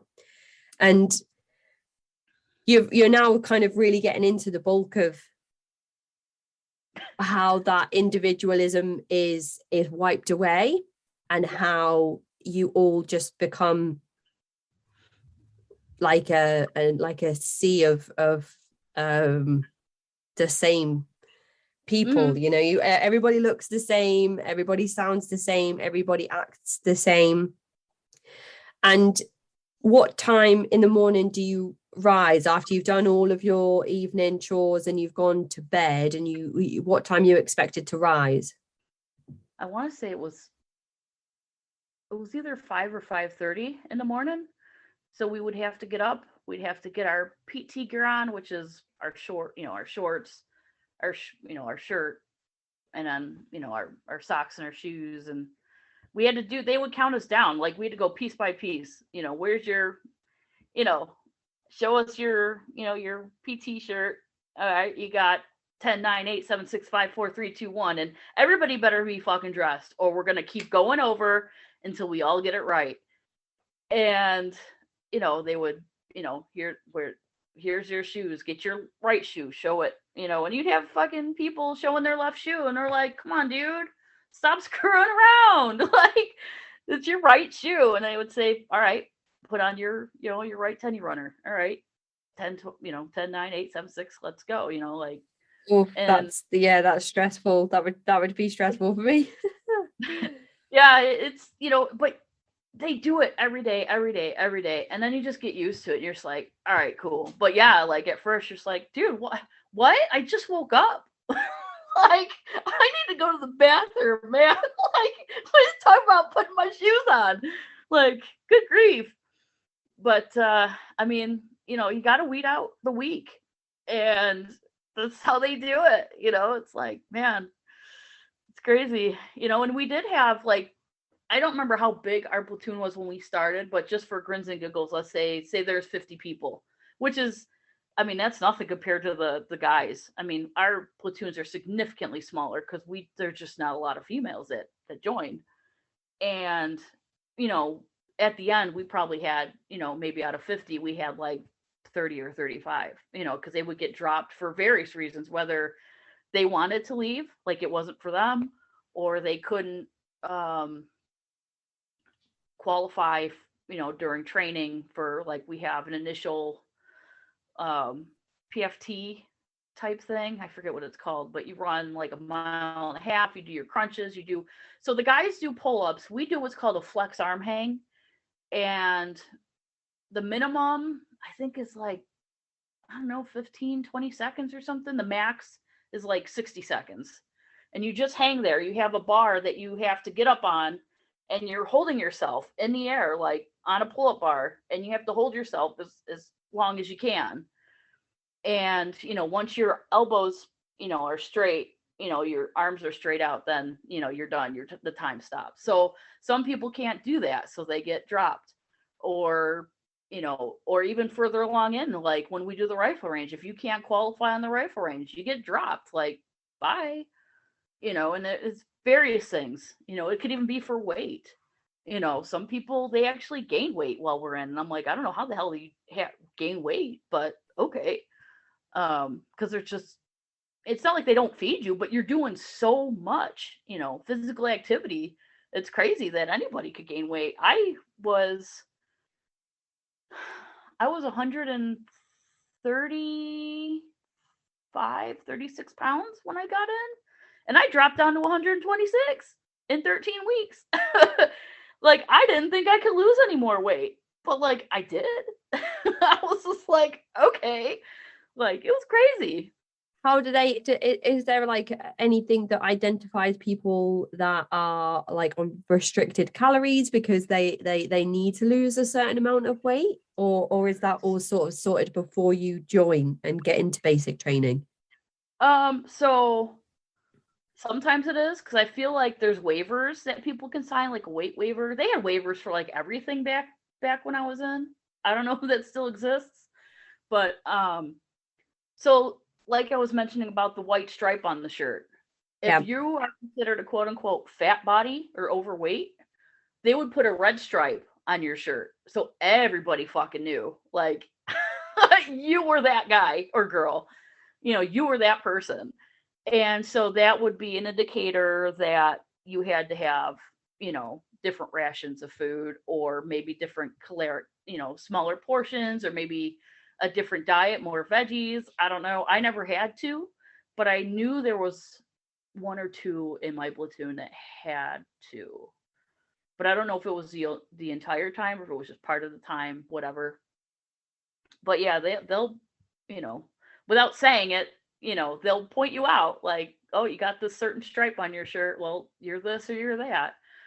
And, drill instructors, whether it's our sister platoon or the guys, like, they'll fucking talk shit. Like, you're just like, dick. But you can't say anything. Like, that's so rude. But I don't know. It's just like, oh, right. And how long do you exist in this high demand stressful environment until you're finished and you move on to your next stage within the Marines? Boot camp is 13 weeks, but 12 of it is training. So like the 1 week would be like you're receiving, and then towards the end it's like you have like your family day and all this other stuff before you graduate. Now I know it's changed, because when I was in, the final thing you had to do was the Crucible, and that's when you did all the final stuff. You did a lot of hiking. I think it was like 40 or 50 miles of hiking throughout the whole thing. And like you're doing different exercises with your team as different squads and all these different things.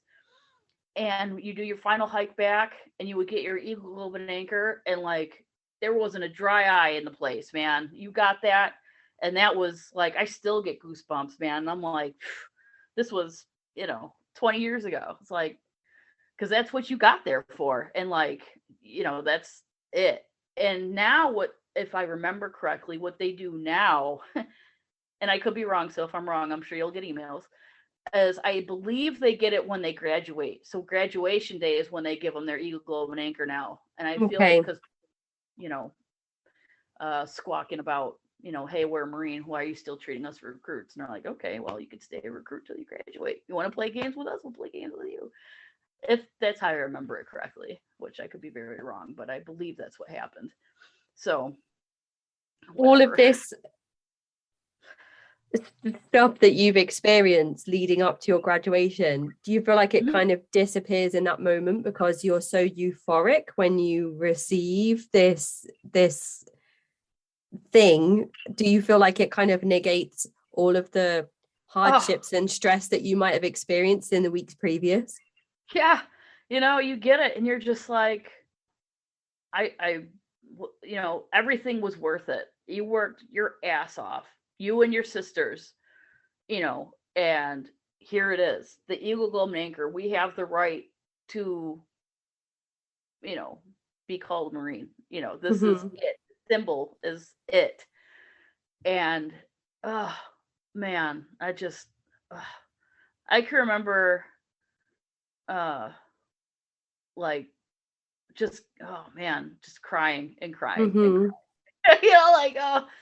And just man, you're just like, I'm on top of the world, like nothing can stop me. I did it, and nothing can change that now, because I did everything. I did everything I had to do, and this is what I worked hard for, and this is what I was preparing myself for, and now I got it, and no one could take it away from me. Nope. Not even the Grim Reaper. Like, this is it. And it's the most amazing feeling. Like, even now I'm just like, oh my gosh, what? It's the best. Do you have a graduation ceremony? Yes. So all of the platoons, males and female platoons, all go on this big parade deck, and all of us graduate. And they're like, all right, that's it. Once the graduation ceremony is over, that's it. Like, you're released from boot camp, and then you await wherever you're supposed to go next. When I graduated, I actually got 30 days recruiting duty, which was like 30 days of leave, because basically what recruiting duty is you help your recruiter out trying to find other recruits to sign up. I was terrible at recruiting. Right, that's interesting. So wow, that really is like some of the other high demand groups we've talked about, where once you're systematically approached and brought into an organization, you're then taught those exact same approaches to go out and do the same thing. Wow, was it interesting for you to learn the techniques that your recruiters had used on you to get you to enlist in the first place? Yeah. It's funny because like when we would do it, so at first we had like, I don't know, like binders of numbers that I guess people had filled out through various means, and we would have to call them and stuff. We would go to malls, we would go wherever and just say, hey, you interested in, joining the Marine Corps? Like, this is what we got going on. And there was other people that did it too, and they were much better than I was, because I was just like, my shit don't stink, and all I care about is going on to Marine combat training. I really didn't want this. I didn't sign up for it. They just, I guess however that worked, I got chosen for that, and I was like, whatever. But we did get, I think one guy got like 3 or 4 people to sign up, and I was like, oh, kudos for you, dude. And you get promotions for stuff like that. So like, if you get people to sign up with you, or in the recruiting duty and all that, you can get meritoriously promoted. I never got meritoriously promoted. Okay. But yeah, there's definitely incentives. So like, some people came out as a PFC, some people came out a freaking Lance Corporal. Not I, but that's okay, because I was still a Marine, and you can't take that from me. What's your next step within the Marines? You have your graduation. Mm-hmm. Do you go home for a period of time? Oh, also something that we haven't covered is that you're so there's heavy surveillance on you as grunts, which is a word that Ryan taught me in a previous episode. So there's surveillance on you as grunts pretty much 24/7, and there's a heavy restriction on your contact outside of where you're actually based at that time as well during basic training. I mean, there's eyes everywhere. They will tell you there's eyes everywhere. If it's not another plainclothes Marine, if it's not another drill instructor, if it's not, another recruit, like, you are always being fucking watched. And we never tried to test that theory because we've seen people get in trouble we're like, who saw that? Like, because there'd be times where if someone had to go to dental, or if somebody had to go to medical for who knows what, you would either go by yourself, or you'd have to have another recruit go with you. And they're like, don't make us look bad. Don't make us get if we get a phone call that you are acting stupid, like, it's going to be me and you. So like, there's always eyes. They'd always tell you it's always eyes. Just assume you're always being watched. And it's like, all right. I never had to do any of that stuff, so like, it wasn't a big deal. But like, yeah, that was in boot camp. I mean, you couldn't do anything. Like I was mentioned before, like, if you like on the rifle range or wherever, where the men and the women would be at the same place, like, if you got caught looking, like, they would embarrass the shit out of you. There was we were on what's called Grass Week, which is right before you go on the rifle range, so you learn about the different like sitting, kneeling position, standing position, the different ways that you're going to be shooting your rifle on the range, and windage and all this other stuff. And we were going through our training, and this was outside at the rifle range, and all of a sudden these 2 drill instructors brought this male recruit over. He got caught looking at one of our drill instructors. I don't know if he was looking or if he was staring. It didn't matter. He got busted. And they brought him over and made him ask if that drill instructor would be his Valentine. And he did it.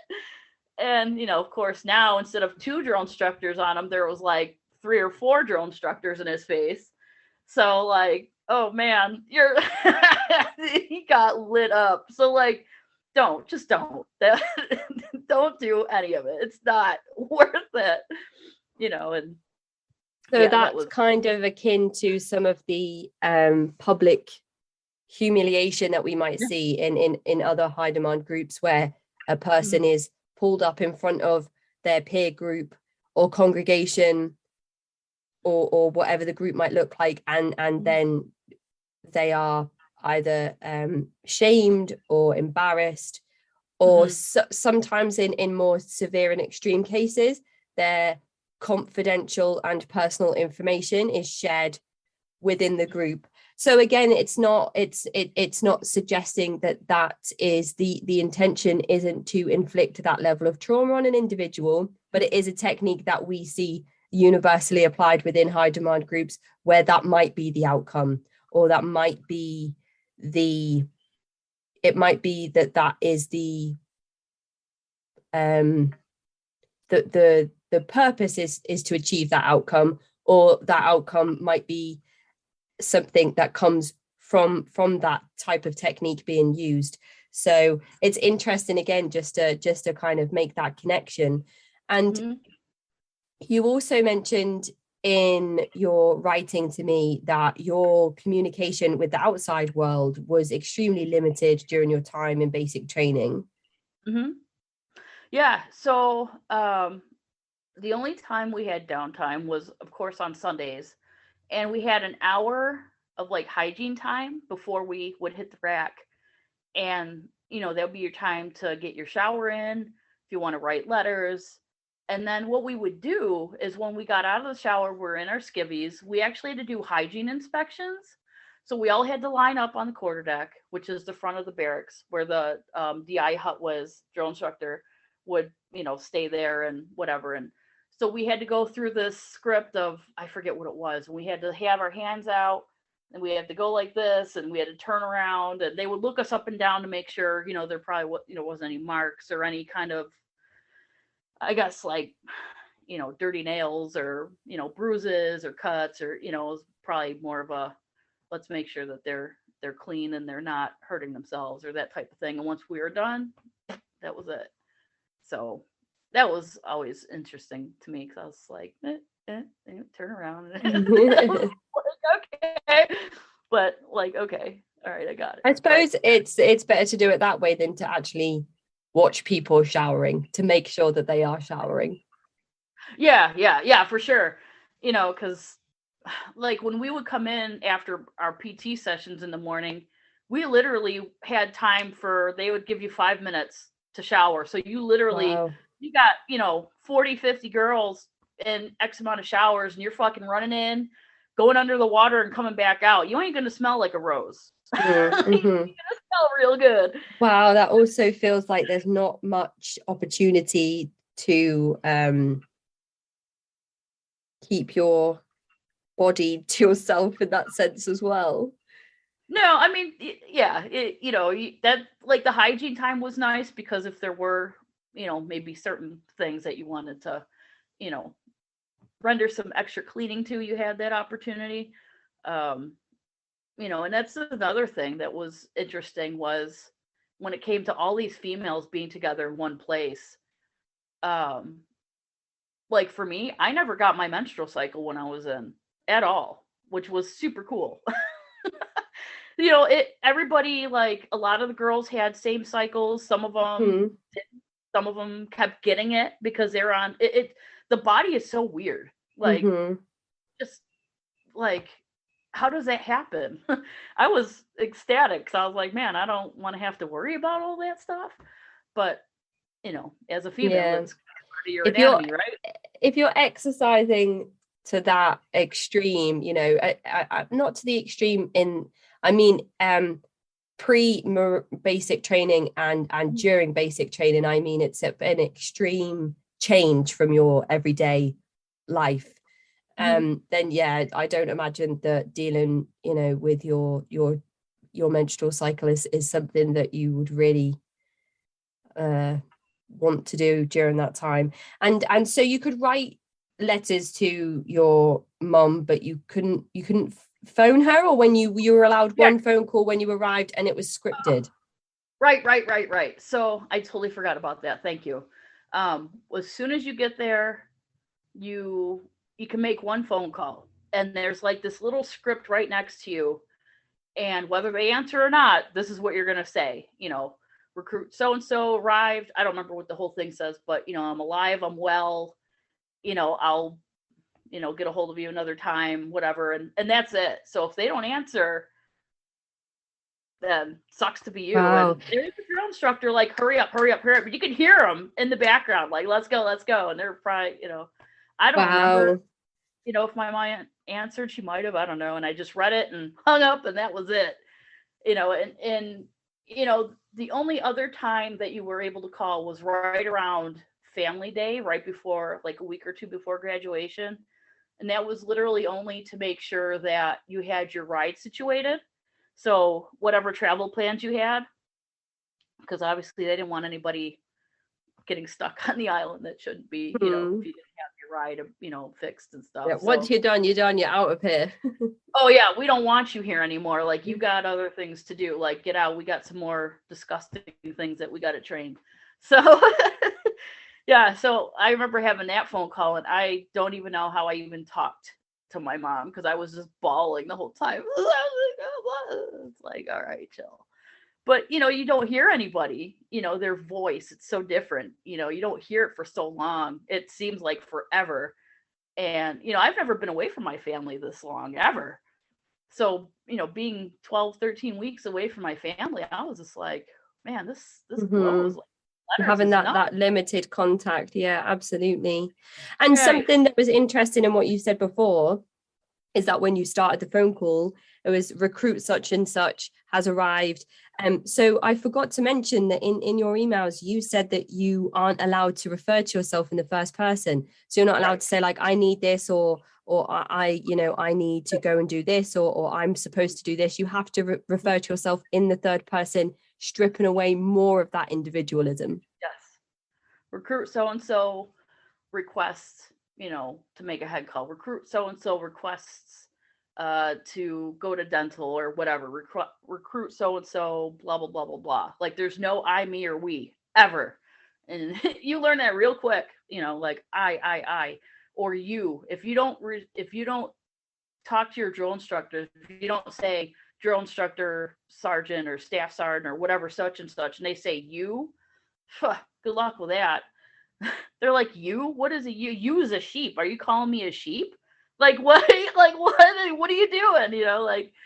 And it's not a good day. So, you don't make eye contact with them. You cannot look them in the eye. You have to look straight ahead. Bearing is a big thing. And that's, I think, where a lot of that comes from, where if you get caught looking at somebody or whatever, you eyes eyes to the front. That's it. You can't, even like in our extra PT sessions, like on the quarterdeck, or we call the pit. It's like the sandbox, a big thing of sand. And for, a little extra motivation, they'll put us in there, and the sand fleas are nasty. They will eat you up all day. Good luck getting scratching, because you're just going to be in there even longer. Like, I used to feel them bite me, and I could feel them chewing. And I had to stand there and take it and just let them feed. It sucked, but you couldn't move. Like, all right. Well, and fine. That's something, I think that's probably the last thing to mention, because I'm so glad we hadn't forgotten about all of these things, these other methods that are used, because I remember reading them thinking, oh my goodness. And the punishments you've mentioned, the sand pit. So is that literally just like a sand pit where you're expected to go and just like do like more exercising, more training? Yeah. So it could be various things, like side stroll hops, which would be like jumping jacks, mountain climbers, running in place with your arms out in front of you, sun gods, which are like you're moving your arms in circles. Push-ups, of course, was a popular one. I can't remember what else, but they just had you do what is that called? I forget, but just different things. And they would do it until they said they were tired, but if I remember correctly, they can only do that to you for so long, because then it would be considered, I guess, abusive. So, whatever. It's like, okay, that's fine. This still sucks. Even if it is 10, 15, 20 minutes. Like, I don't care. This sucks. And it's always because somebody messed up, or maybe all of us did. Sometimes they did it when we were out doing our drill, close order drill with our M16s, and we're trying to get all these movements proper, and we just were having a bad day, so they would get all motivational with their cadence calling, and they'd send us right to the pit. We had to stack our stuff correctly, and we'd go right into the pit. And so everybody else would see us looking like fucking bag nasties. Like, oh man. And again, going back to what you were saying, like everybody knows, like, oh, they done messed up now because you're in the pit. Like, oh man, this sucks. It sucks because like I always got really upset because I feel like I let them down, and it wasn't necessarily me, it was all of us.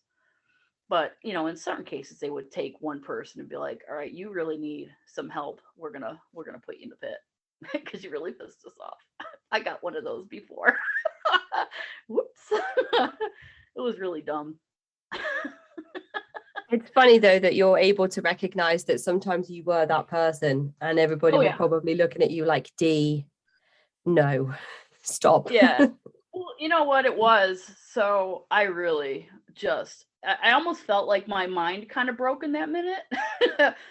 So whenever a drill instructor or another Marine comes on deck, you would yell freeze. Drill instructor or Marine or whoever on deck, freeze. Everybody stops. And then they would say carry on, and you would say carry on, I ma'am, or ice or whatever. And we already had a drill instructor on deck. So like there was no need for me to do what I did. So there's a drill instructor talking to us. And another one came in and I just blurted, freeze, drill instructor, blah, blah, blah, on deck, freeze. And the other drill instructor's looking at me like, have you lost your fucking mind? And mind you, she's like 5 foot, man. She was scary though. She was scary. And she got in my face.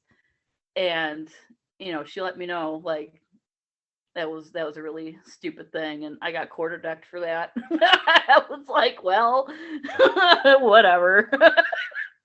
It was stupid, but I mean, whatever. I didn't care. I mean, I did, but what do you do? I mean, it literally felt like my brain just broke, and I was just like, it just blurted out, and I was like, fuck, I'm screwed.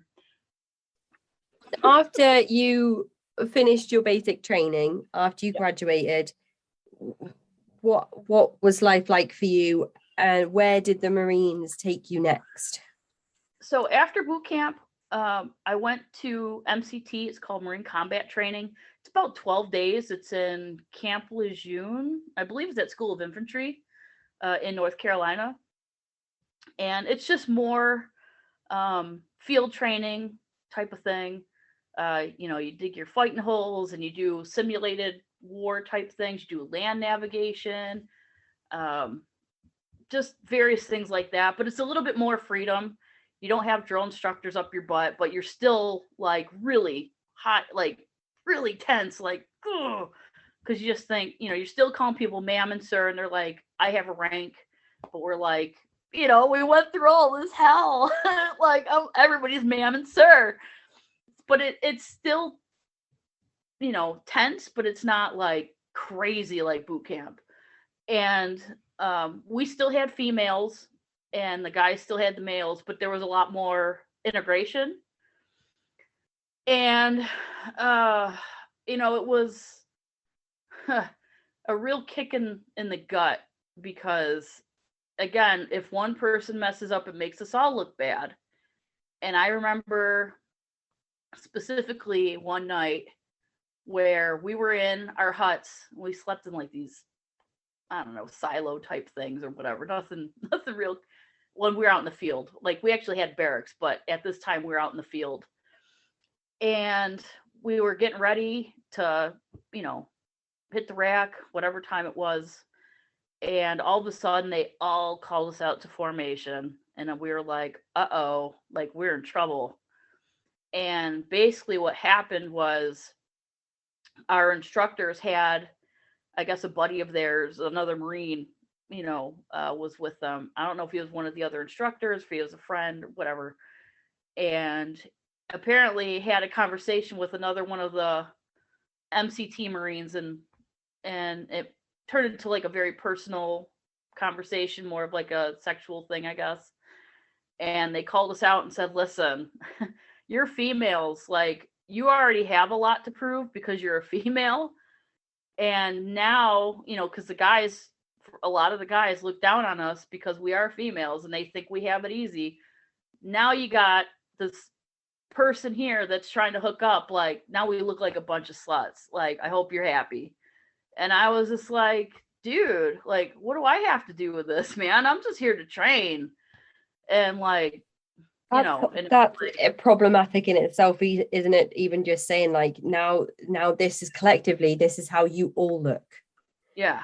And to apply that word, because it was a two-way conversation, I'm assuming. Yeah. And so where is the derogatory labeling of the other party involved? That's it. It was, there was none. And it was like, test or not, like, and it's one of the problems that I'd seen even like when I was in, once we get into, in Japan and being out into what you would call the fleet, like actually doing your job. And like, you were always under a microscope, and, the guys were so quick to just be so derogatory, with the nicknames. I mean, some of the nicknames we have, I don't know if they still use them. I don't see why they wouldn't, but whatever, is like WM. And a lot of people would say it's walking mattress or Wookie. So I had to look up why they called us Wookiees, which I've never been called one. And if I do, I will probably lose my shit. Basically what it turned in was was apparently at some point, and going back to hygiene in boot camp, a lot of us didn't shave, like, legs, armpits, whatever. And that's where the name came from. It was because at a certain time, and maybe before my time or whatever, we weren't allowed to shave. When I was in, you were allowed to, but you had to sign out the razor. Again, going back to, making sure that people weren't doing, like, because suicide is definitely a thing that they talk about. Even our mouthwash was non-alcohol for probably people that drink. Razors had to be signed out. Like, there's so many different little things that we had to be mindful of. And, because they did, if somebody was having some mental issues, like, they really wanted to, either fix it or get rid of it, because, that's a serious issue. So, yeah, we had to sign out razors and whatever, but that's where the term Wookiee came from, was because we looked like Wookiees because we didn't shave. So I was like, whatever. And BAM is another one. I think that's an older term, means broad ass Marine. Like, just shit like that. So like, when somebody does something like that, it's just like, well, all those must be right, because look at this person here. Now we all look like that. And it's like, are you kidding me? Like, I worked my ass off just like you did. We did all the same training. Nothing was different, minus our little flex arm hang. Like, we did the rifle range. We did the PFT. We did the swim qual. We did everything was the same. But because of one little divot like that, it's like, dude, that's crazy. That really, really hurt my feelings a lot. I was like, this sucks. Do you feel like you really started to notice the difference between the two genders in these kind of in this 12-day program, like after basic training? Once you start to integrate, with the men and the women together, is this where you really started to realize that there was a massive divide?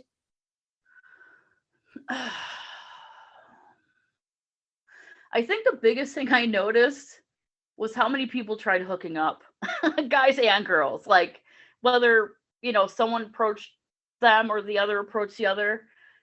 I'm like, I didn't notice really a divide till I got into the fleet, more or less. But like, in a training environment, not so much. It was just people just getting their hormones under control, man. I was like, y'all need to chill. Like, we're Marines.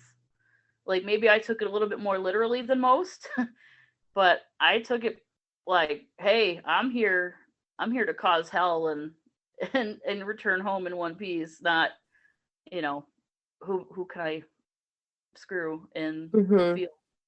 Like, my priorities were much more different than others. But that was to me, that was a huge blow. And you're just like, oh my gosh, like, are you kidding? So then, of course, word travels. I mean, holy cow, and it's just like, Yeah. people are like, oh, I heard about this. And it's like, well, dude, I didn't have nothing Quite to a do with tough it. one, I think. I think because imagine you're in this very insular environment, and sex is so restricted, or relations are so restricted or prohibited within that environment, that it must heighten it for a lot of people. And when you're in those environments, if you see somebody that you're attracted to, it must heighten that so much more than it would, if you just passed them in a bar, or saw them occasionally in work. If you passed by one another, it must just make it, and if that's reciprocated by the other party, I imagine it's quite difficult in those situations.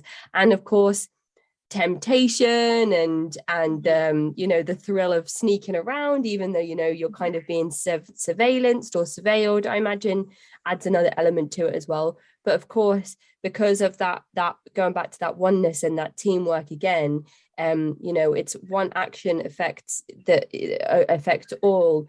Although in this particular situation, it just seems to be the women that Yeah. are affected, or branded or labeled.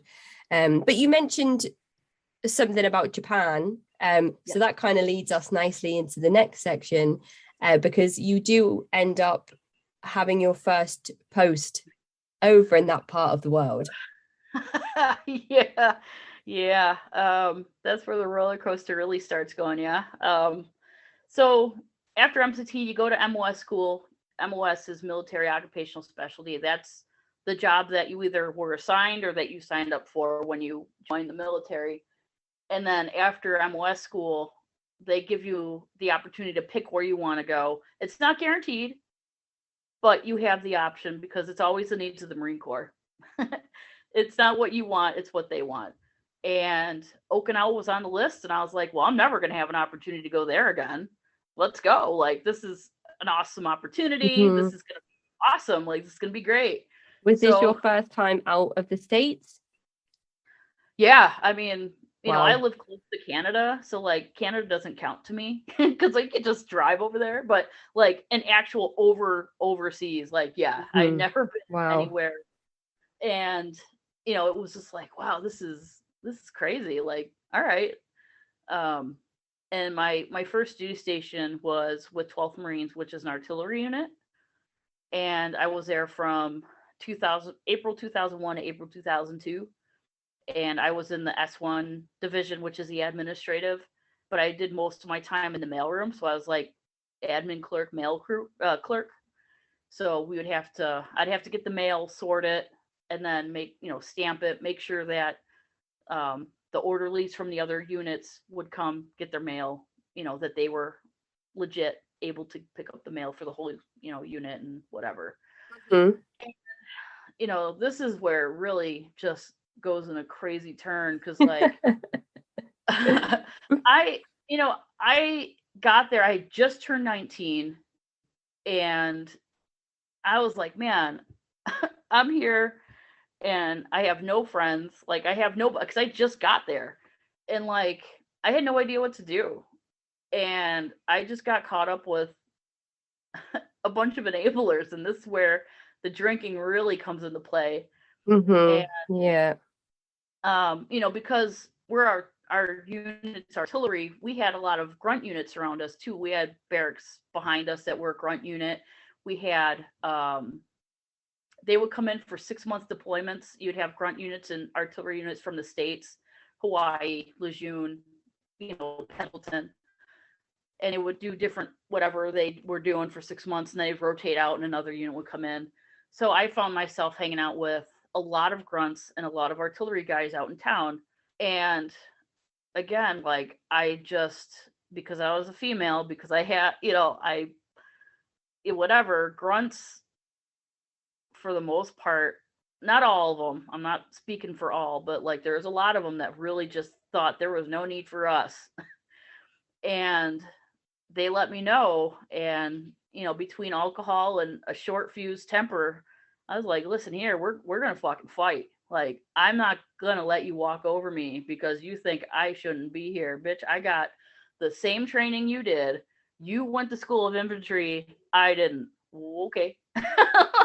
So I did. I got into a lot of fist fights out in town with a lot of the grunts because they wanted to talk shit and whatever. And I was like, I'm just not having it.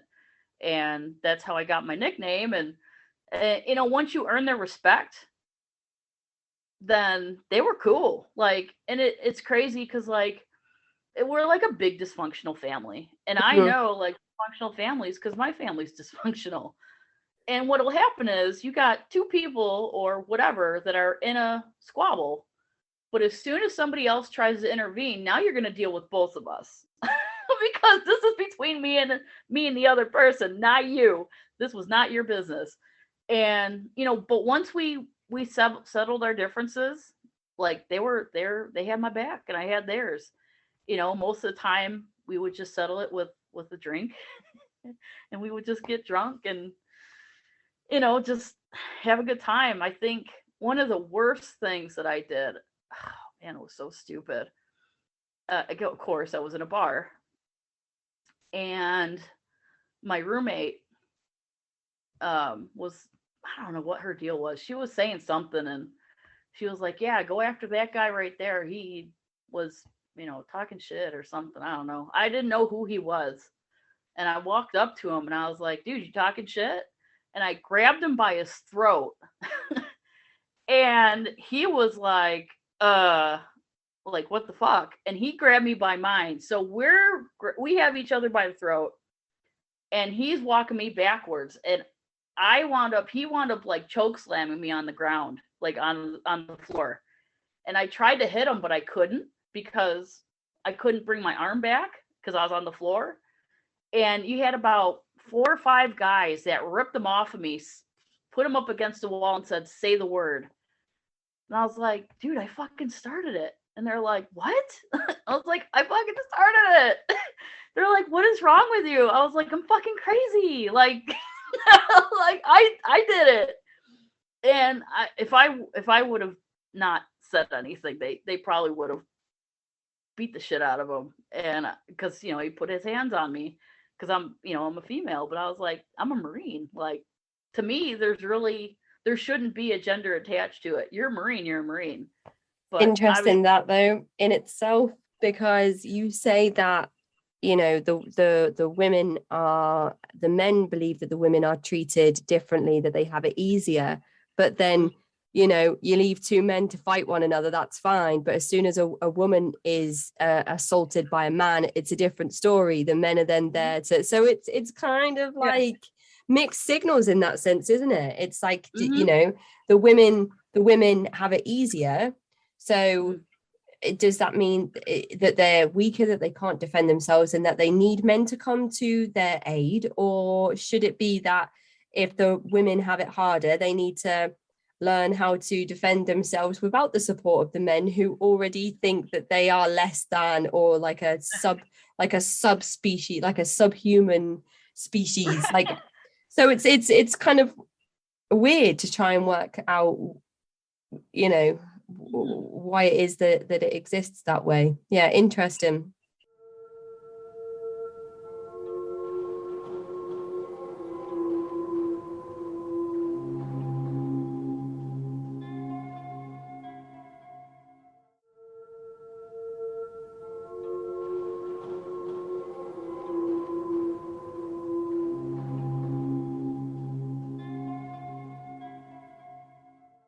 Yeah, I mean, not everybody like that, but there were plenty out there that definitely did. And it was like, all right, well, I gotta earn that respect. I gotta, whatever. And a lot of it, I think, like when it comes to cadences, like when we would run, we would yell cadences to kind of motivate us and stuff.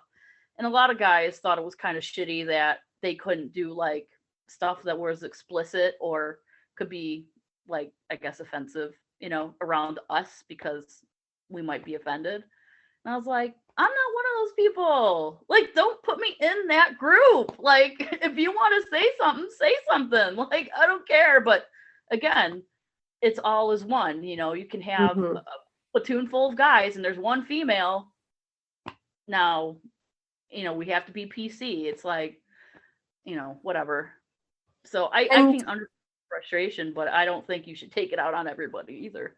no, you mentioned that whilst you were over in Japan, you had quite a number of the drinking was a big theme that came through, something that you really took to an extreme whilst you were over in Japan. Yeah. Some of that you said you put down to obviously perhaps something hereditary, which you have received from your father and his side of the family, but also a lot to do with the homesickness, a lot to do with trying to show that, to gain the respect of the male grunts and other people. So there was a number of different factors that contributed to you drinking so much during your time in Japan, but you did have a couple of positive life-changing experiences whilst you were over in Japan, and I wondered if you could just talk us through a couple of those things that happened. Oh yeah, for sure. So we some of the part of the unit had went over to mainland Japan to Camp Fuji, and that was awesome. I mean, we got to climb Mount Fuji and we did some live fire stuff or whatever. And one of the things that was really cool was we had the opportunity, a handful of us, to go to an orphanage and just spend the day with the kids and just color and draw and whatever they wanted to do, like, whatever. They're all local, so like there was a little bit of a language barrier because we, some of us didn't speak or know Japanese very well.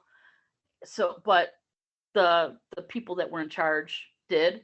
So, when we would try to communicate, we would kind of talk to them so that they can translate for us to them. And it was heartbreaking at the same time. Cause you're like, man, these kids, like, you just wish they had a better start to life, but who knows why they were there. But it was still very sad, very nice kids. And one of the things that one of the kids did was they made a samurai hat out of newspaper. So freaking cool. Still have it, still in really good condition considering its age. And I'll post a picture with the when I release the social media posts highlighting the episode, because that was a really great picture to receive. Oh yeah, it was so cool. And to just, whether we made a difference or not in those kids' lives, it was just an awesome time. And we did some volunteering at a couple of the elementary schools on the base, on one of the bases. So like we tried to get out there and do the good deed type of thing. And one of the things that I did learn about growing up was making sure that you donate your time, even if it's not money. Just donate, because there's somebody else who's going to have it worse than you. And I didn't have it great growing up, but I worked for everything that I had and have. And that was one thing I learned even growing up, even before going in the military. You have to earn everything. Somebody's not going to give that to you.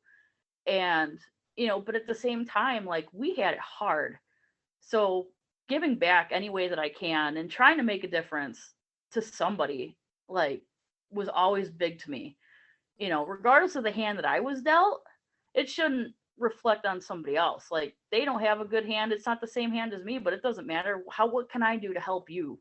Like, as bitter as it may seem that I'm really not like I was, but like I really am empathetic to people, like especially if I've been through similar things to other people. Mm-hmm. Like I want that ear. I want to lend that ear, because that might be the difference between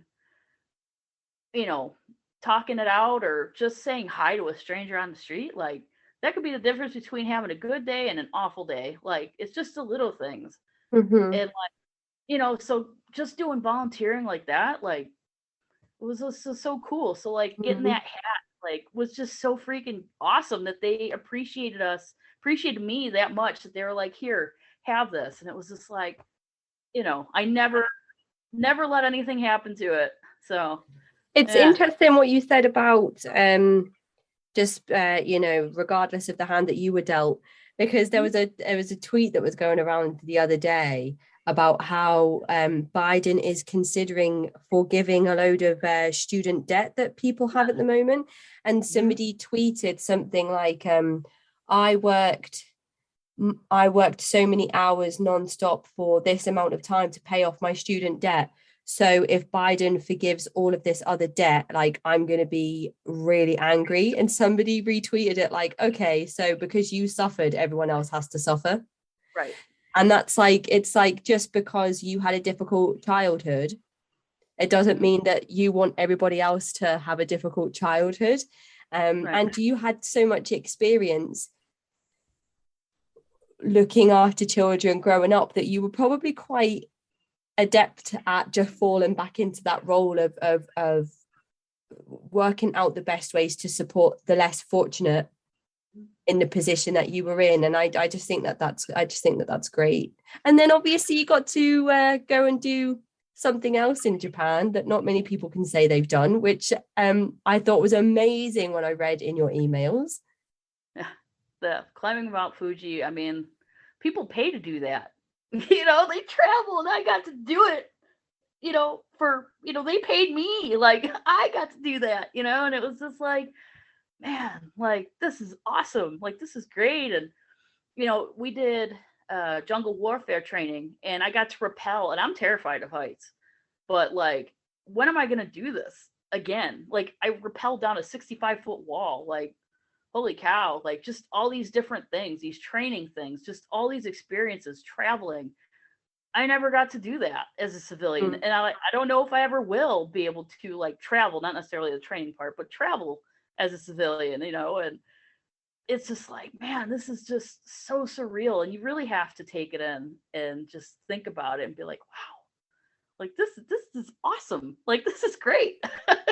And these are the other parts of the high demand organization that I think should be highlighted. Just referring back to the comments that the individual said about us covering the armed forces.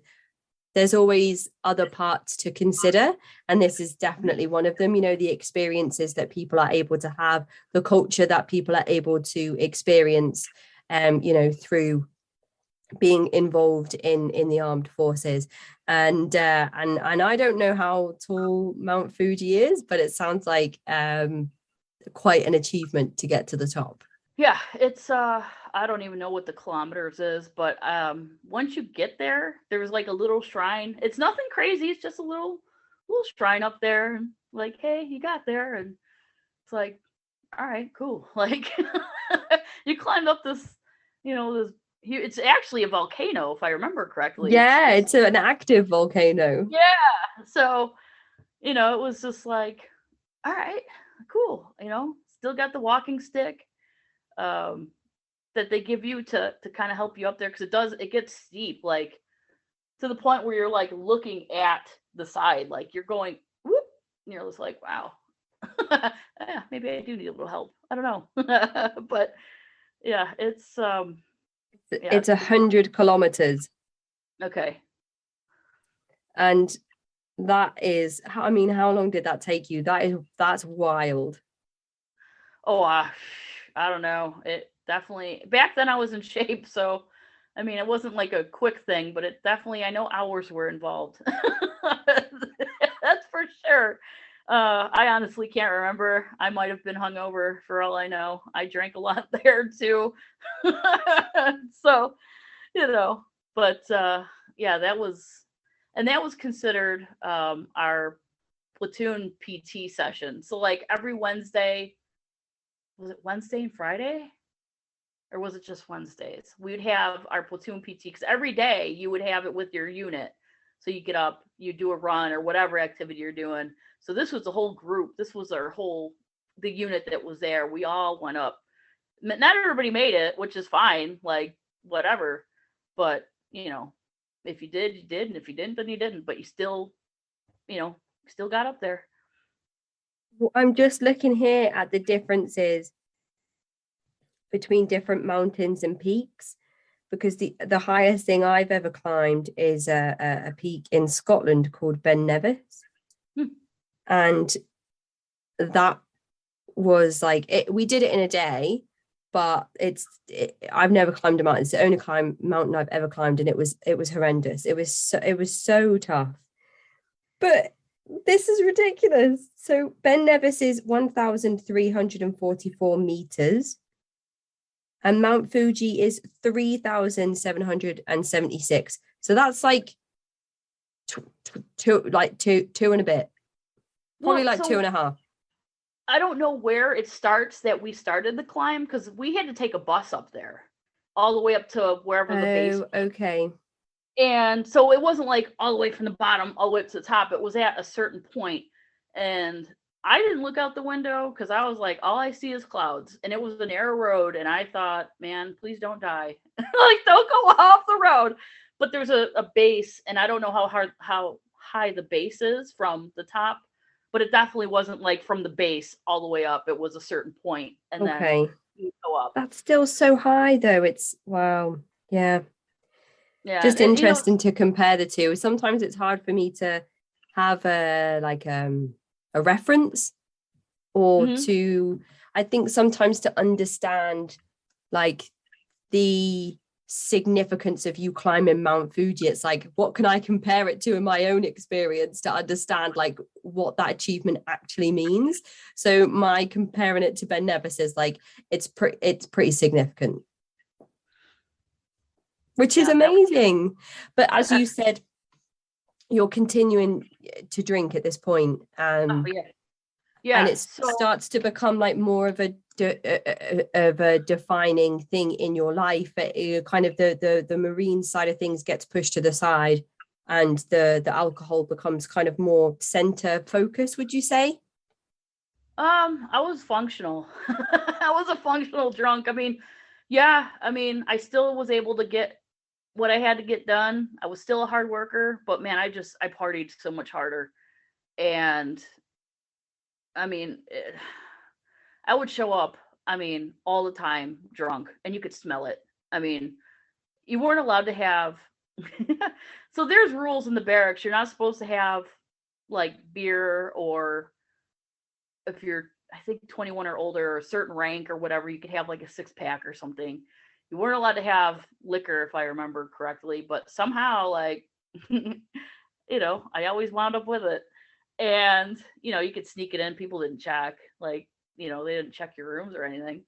So I wound up with Jack Daniels all the time, Wild Turkey, any kind of whiskey you could think of, Jägermeister, tequila. Like, I used to pride on myself on being an out drink anybody under the table. I don't know what kind of award you get for that, other than cirrhosis or something of the liver, but it came to a head in New Year's of 2002. So when we get like a holiday, like Memorial Day or New Year's or Christmas or something, you either have like what's called a 72, which is 72 hours of liberty, where you can kind of do whatever, and you just have to report back, such and such time, to resume, your duties. Or you have a 96, which is 4 days, 96 hours of liberty. And I think for New Year's it was a 96, I think. And a lot of the stuff, like, it was just reasons for me to drink. Like, I just came up with shit. Like, yeah, it was tough being over there. And if I would have made better decisions, if I would have hung out with a better crowd, it wouldn't have been such a big deal. I would have seen the island. I would have seen more of the culture. I love Okinawans. They are some of the nicest, most honest people I've ever met. They're great people, and I wish I would have learned the language and all that, but I didn't. But I had 2 big bottles of Jack Daniels, and I drank one on Friday all by myself, one sitting, Jack and Coke all day long. And then Saturday, I recovered. Sunday, or it was whatever. No, it was the day before. So if it was a 96, it would have been Saturday, Sunday, then Monday, I would have drank into coming back. So whatever it was. And so the next day I took off. The next day I had another bottle of Jack Daniels, same size, same everything, drank it. And I didn't wake up in time for duty, or, decide to go back to work. And they had to get me out of bed at like 9:30 in the morning, and I knew I was fucked at that point. And I got NJP'd, non-judicial punishment. I had to go in front of my what was he? The regimental CO. No, battery CO. It was a captain. And I was restricted to my barracks. I had to do like additional duties. I don't remember how much money they took from me, but they suspended my reduction in rank for 6 months, which meant if I kept my nose clean for 6 months, I wouldn't lose my rank. Because at the time I was a PFC, maybe Lance Corporal. I don't remember. And I had to go to alcohol counseling, which was on another base. So I got in trouble. Got a little. To me, that was a slap on the wrist. Mm-hmm. So I had to stay in my room all the time. I had to go to the duty across the base and do, extra cleanup stuff, like extra duties and whatnot. And I was, a little bit more broke because they took out, whatever they took from me. And I still didn't learn, but whatever. At the time I was defiant. I was going to alcohol counseling, and they're like, well, you're an alcoholic. And I was like, no, I'm not. Like, I can stop whenever I want. That's always the line. I can stop whenever I want. Well, they're like, when's the last time you drank? Or what's the longest amount of time you went without a drink? And I was like, a month, maybe 2. And they're like, are you proud of that? And I'm like, yeah. And they're like, you don't see that there's a problem here? And I'm like, no. Like, I was very defiant. And I was like, my dad is an alcoholic. Like, I'm not him. And I think a lot of it was just denial, but a lot of it was, I'm a jerk off 19-year-old. And you can't tell me what I am. Like, I know who I am. You can't tell me that. And I did get through it, and I mean, I still drank. I didn't do it nearly as much. Like, I really did keep my nose clean, but it wasn't like I didn't drink on the weekend still. Like, there's another guy, another Marine in my unit who also got in trouble, but he was of age, and it wasn't like, I don't think it was even near the same situation. Because I did get in trouble for underage drinking as well. I was 19. I forgot to throw that in there. It was underage drinking, unauthorized absence, and maybe it was just that, maybe something else that I got in trouble for. And so what would happen is me and him would go to the same, I think it's called Sacco or something. It was some kind of alcohol thing. And basically what we would do is we take the bus to another base, go to our counseling. We take the bus back to our base. He would go buy some beer, and we would drink together after. I was just like, and talk about everything that happened in the meeting before. Yeah, pretty much. And it was just like, I laugh about it now because I don't know how else to deal with it. It was stupid. Like, now I get it. But then I was just like, F the system. Like, I work my ass off. And like, I mean, how effective was I? I mean, I guess I was effective because I was, but it's like, I think about it rationally now, and I'm like, man, I must have been a real piece of shit back then. Like, going in smelling like a bottle of booze every day. Like, holy crap. I remember going on like a 2-week, 3-week binge, and I couldn't eat for like 2 or 3 days, man, because I was so sick. It was nothing but booze. And it was just like, there'd be days where I'd wake up and I'm like, what are you doing?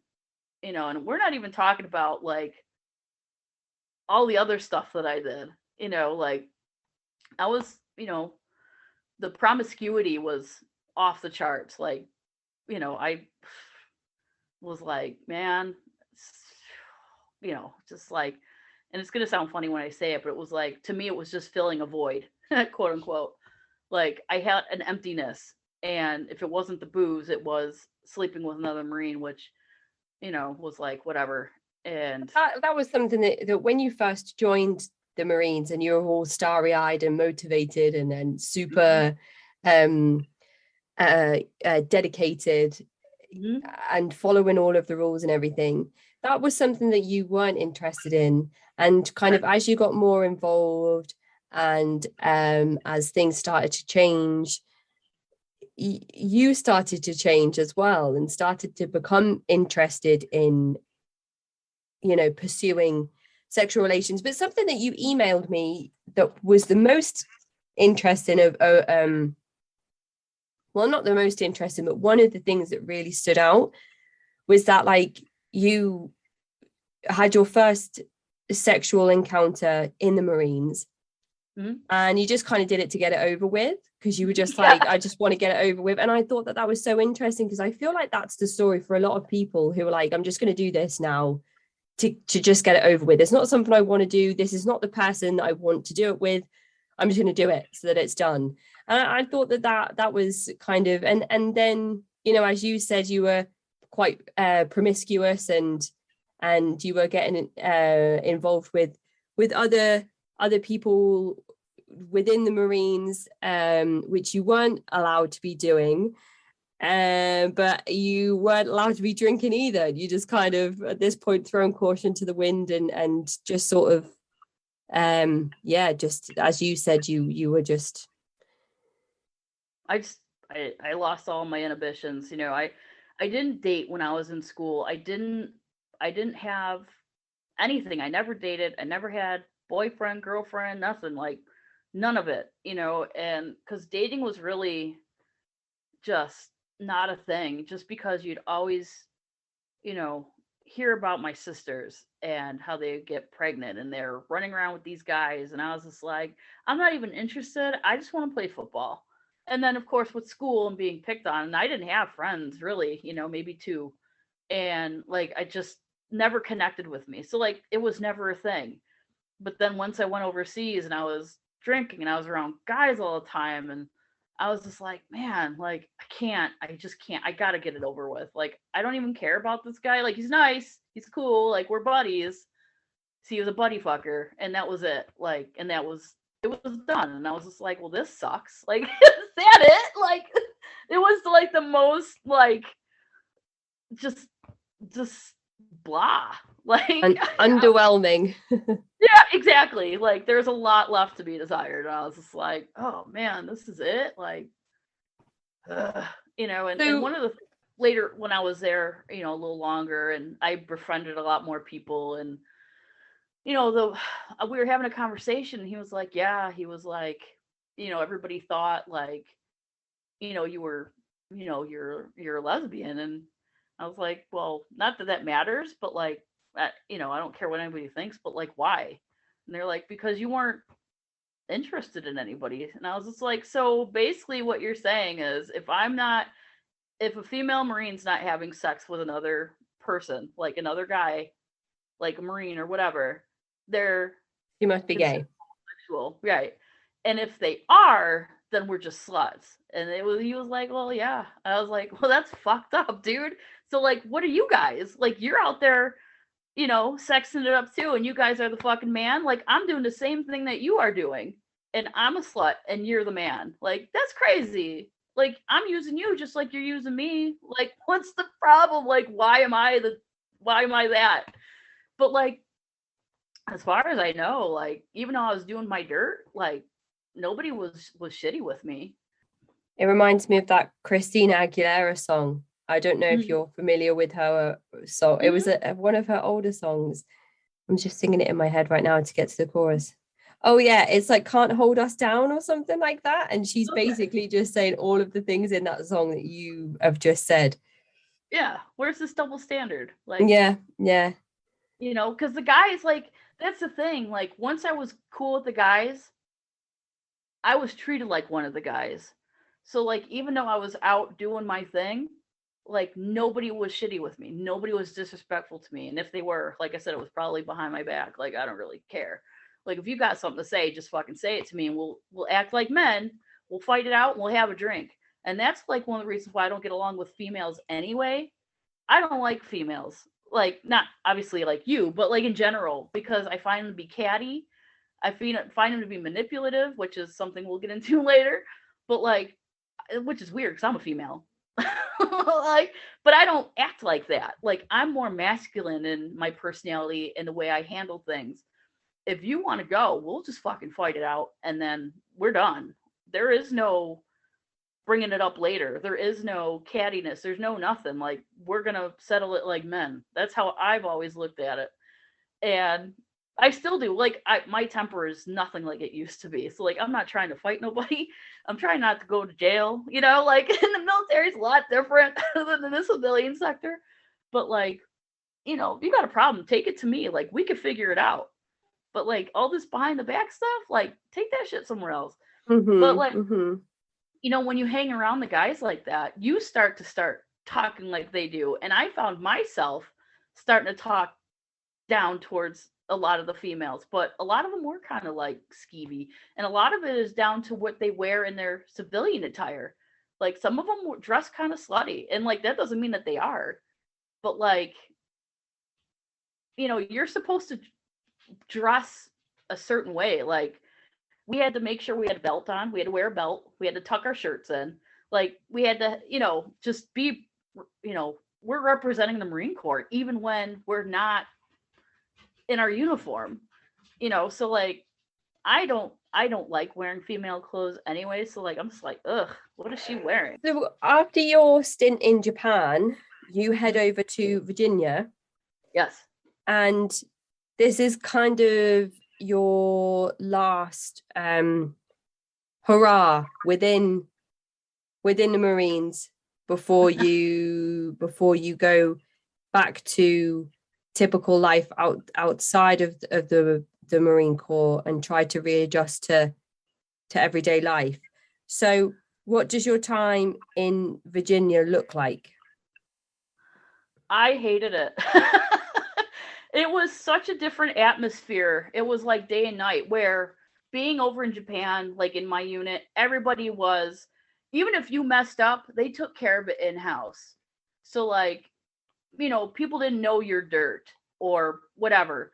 Where in Virginia, it seemed like it was there's a lot more politics involved.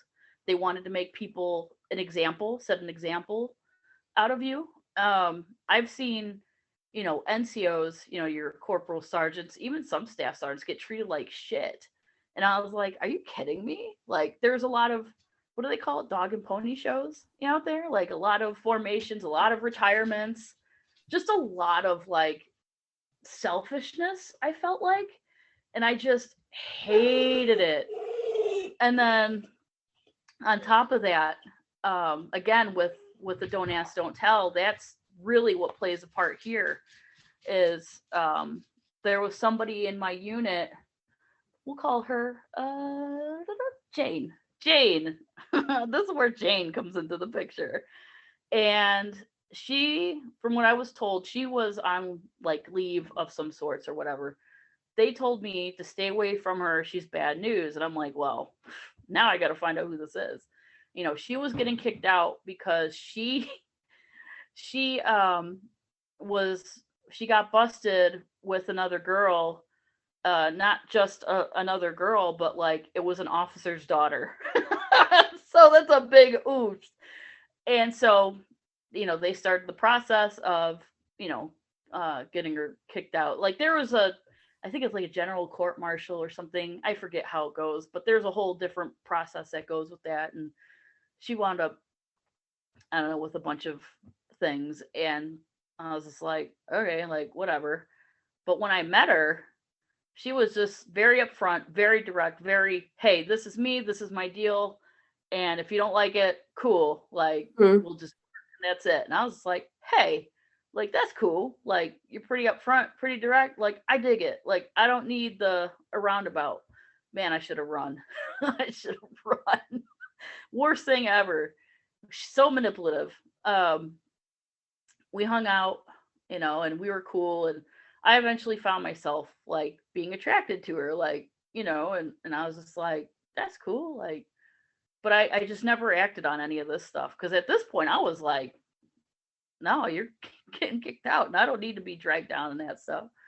And then we had, somebody else join at some point, Janet, who joined in, and she was fresh out of boot camp. This was her first duty station.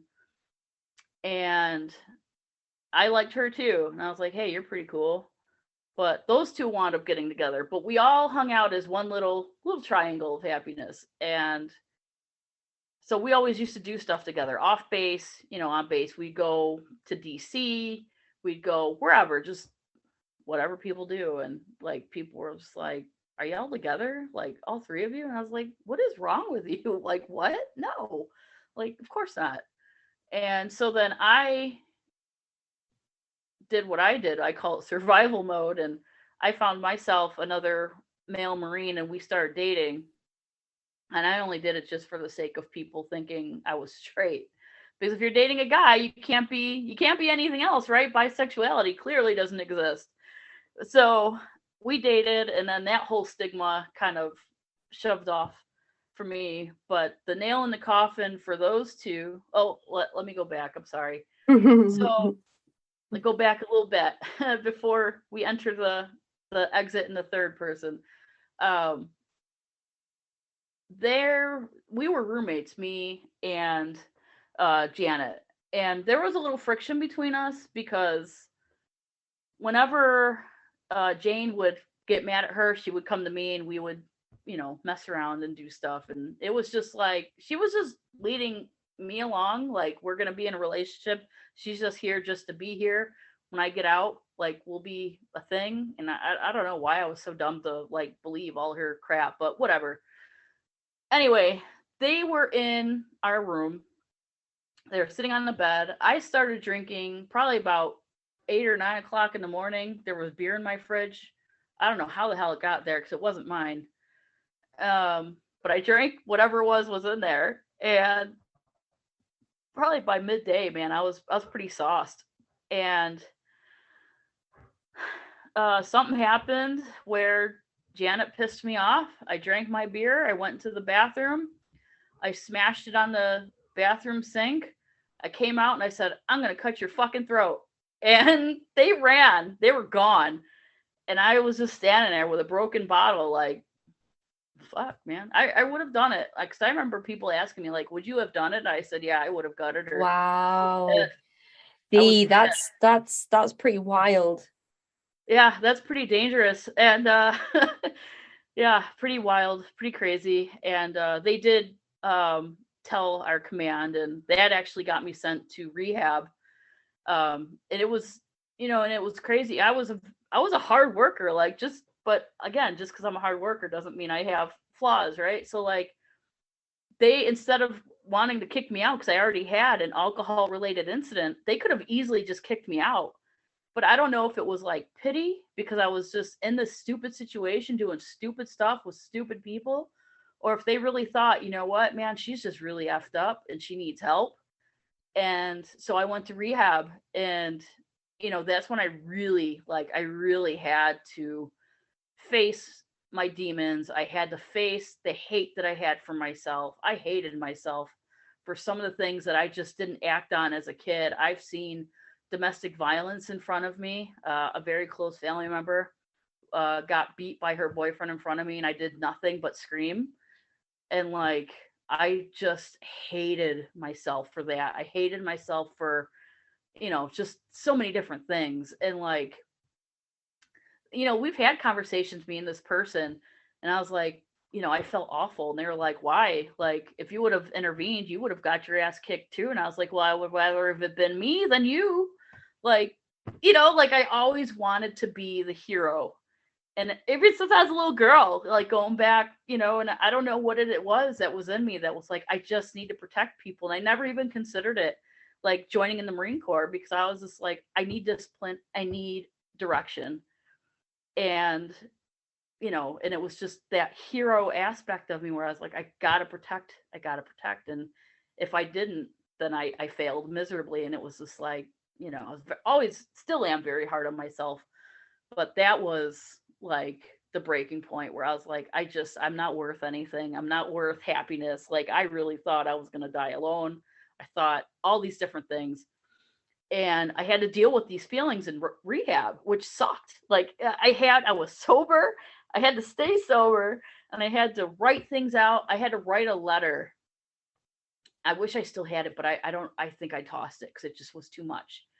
I had to write a letter and about like just letting your feelings out of a certain like whatever.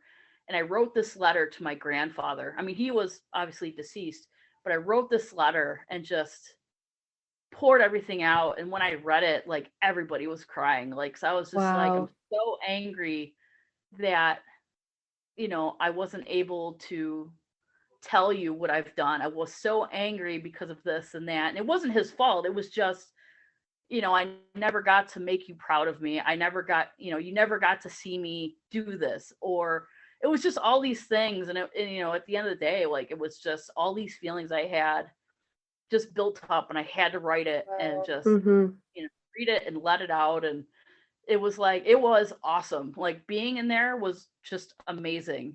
And the only thing I would have ever changed was not going back to the same toxic people after I got out. But, I mean, I really stopped a lot with the drinking.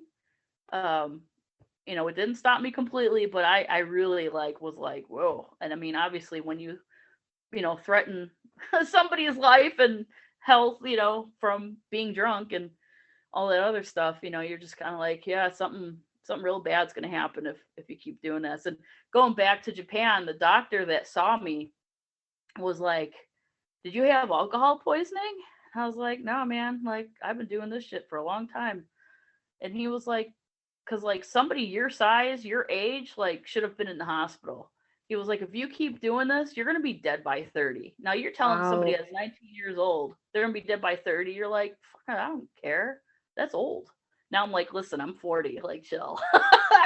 But like, I was just like, okay, that's nice. And, you're just like, dude, like, this is crazy. And, bringing all that stuff back up in rehab, you're just like, man. And that's when I first said, like, my name is Dee and I'm an alcoholic. Like, and that was it. Like, I had to own it. I did own it.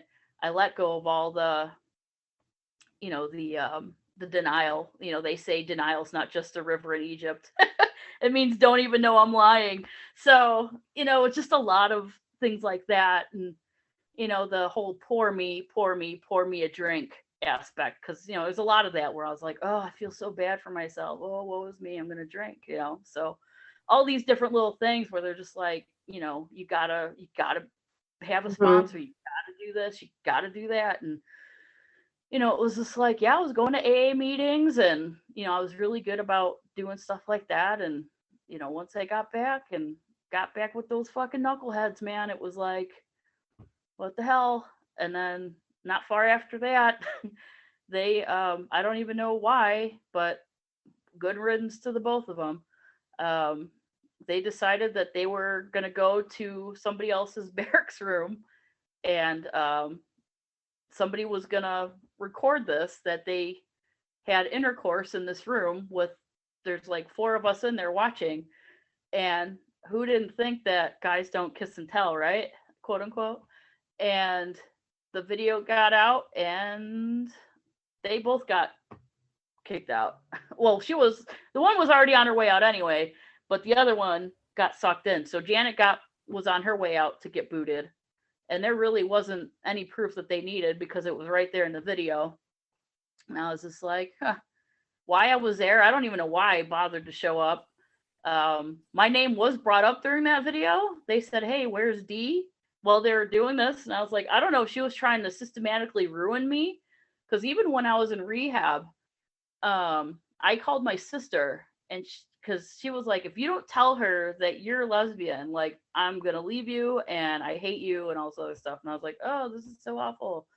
So I had to come out to my sister and she was like, what took you so long? Like, everybody else seemed to know that, like, I had this, you know, thing for women, but like everybody else knew. Like, I don't know, it was really weird. But I was just like, okay, so now, like, I don't know if she was trying to destroy the relationship I had with my sister doing that. Like, thinking about it now, I was just like, it comes out later that she was diagnosed with bipolar. And like, thinking about it now, thinking about all these things, it made sense just looking into bipolar disorder and all this. And I was just like, oh, well, wow, that's, yeah.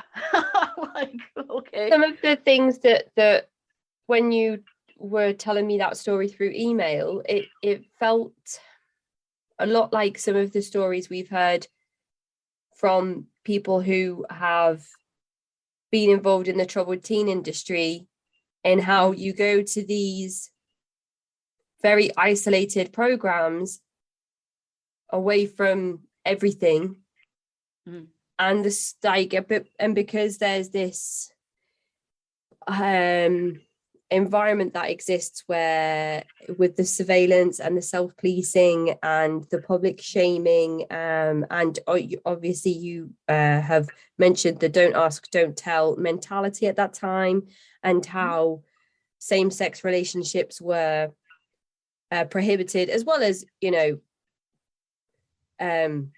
all relationships. But I mean, you know, if you identified as a member of that community, you would be kicked out. So what I was thinking was, in these environments, the smallest things are exacerbated into something that might not be seen as much of a big deal in the regular, or the outside world, or in civilian life, as you would say it, using your Marine terminology. Yeah. So because of the environment itself, it's almost as if these interactions that you've had with Jane and Janet might not have been half as severe as they were had it have occurred outside. Right. Do you feel like that's the case? You know, even talking about drinking in the bars in Japan, you would get into like fisticuffs with people over nothing. Do you feel like it's that type of environment that allows those things to happen? I mean, it's possible, you know, like, you don't, when you know that you're quote unquote doing something wrong, which obviously two women having a relationship is not wrong. But when you're in the Marine Corps and there's don't ask, don't tell, it's wrong, because then you'll get kicked out. So like, having that that relationship aspect, even as friends, but just hanging out with two people that everyone knows are lesbians, and you get dragged into that, and, you know, all these things. And when we go out to DC, like, we've been to Pride in DC or Fredericksburg or wherever we go, like, nobody knows. We're all civilians, like, nobody notices. And so when we're doing quote unquote something wrong, it's just like, you have to hide it. And it's just shit that you have to do that. So there's like, you know, this part that's like, man, that's crappy that you have to hide who you are to be what you want to be. And even like, so like, being in the military, like, once you're in the fleet, you can have a relationship with another Marine as long as the ranks sync with each other. Like, you can't, if you're E1 through E3, you're fine. But I don't know if a non-rate could date an NCO. Well, that's ridiculous. That sounds like the caste system that they have in India, where people from certain classes can't marry another, like, from a different class. That's one. Yeah. We had, you know, if you're enlisted, you can't marry an officer. Well, you're not supposed, you know, whatever. And like, there's a lot of regulations on stuff like that where you're just like, what? Okay, like, it's, you know, that's kind of shitty. But yeah, it's just, when you have to hide stuff like that, I feel like it boils more of a resentment and more internal anger and hate to do all those things. And again, with me drinking and the boiling pot of hot water, you know, and it just, you know, it doesn't take much. I suppose there's been some examples where people would say that in some of the wilderness programs where they would sit down to do their group sessions, group therapy, RAP sessions, the various different terminologies that are used around these programs, somebody would say, so and so had an extra slice of toast with breakfast, and that would be like the theme for the whole, and it would be such a massive deal. So I feel like this situation with Jane and Janet, this whole like she says situation that you were involved in, that just led to this wild thing where you threatened to slice someone's throat open with a broken bottle. I just don't know if you would have reached just such a crescendo had this been outside of that particular environment. Yeah, no, I agree. And even this little stuff, like people would snitch on you for stupid shit, just little things, and you're just like, but it seems like a big deal when you're there. Like, obviously with big things like what I did, or obviously in the Marine for the military, what they were doing was a big deal. But everybody wants to look better than the other. So I get what you're saying, because they're just like, oh, if you're a rat, if you're a snitch, as I call it, I have a street mind mentality a little bit with that. But it's like stupid booger stuff, man. You're just like, why do you fucking tell on somebody for that? Like, what is wrong with you? Because you want to look better than I do? Like, you want to get promoted? Like, that's cool. Like, but don't be a bitch about it, dude. Like, excuse my language, but it's just like, why you gotta rat on people? How about doing it through actions? How about being a better Marine? How about being a better leader instead of trying to do it the nitpicky way? Like, that's so stupid. But that's me. Like, what does your exit out of the Marines look like, and your reintegration into civilian life look like? It's tough. Before you get out, they have what's called TAPS class. I can't remember what that means either. I should remember acronyms, but I don't. And it's like a week long, I think. And it kind of prepares you for, life after the military, like what to expect, what kind of jobs or what kind of resources when you get out and all this other stuff. So I did that. I got out. I moved down south to Florida with my sister, and I did not acclimate well at all. I was so lost. I had no idea what I was doing in life. I was like, I need a job. I need to get money, support myself, keep it moving. So I got a job as doing like security work. I worked like 6 days a week, and I had the way I talked to people. I don't even know how I stayed employed because I was vile. I remember working at overnights at like a apartment complex where a lot of college people stay, because it was by a university in Tampa. And I remember training somebody to do this same section, and they all told him like, she's a bitch. I was like, yeah, I am. But like, I'm not here to be your friend. But the way that I would interact with some people was very condescending, and there may have been some choice, swear words and stuff. Because like, I'm thinking, man, I'm still in the military, and it's like, no, that's not it. And then I wound up getting a job at a property apartment complex, working for them, doing the night thing, and just busting people's chops all day long.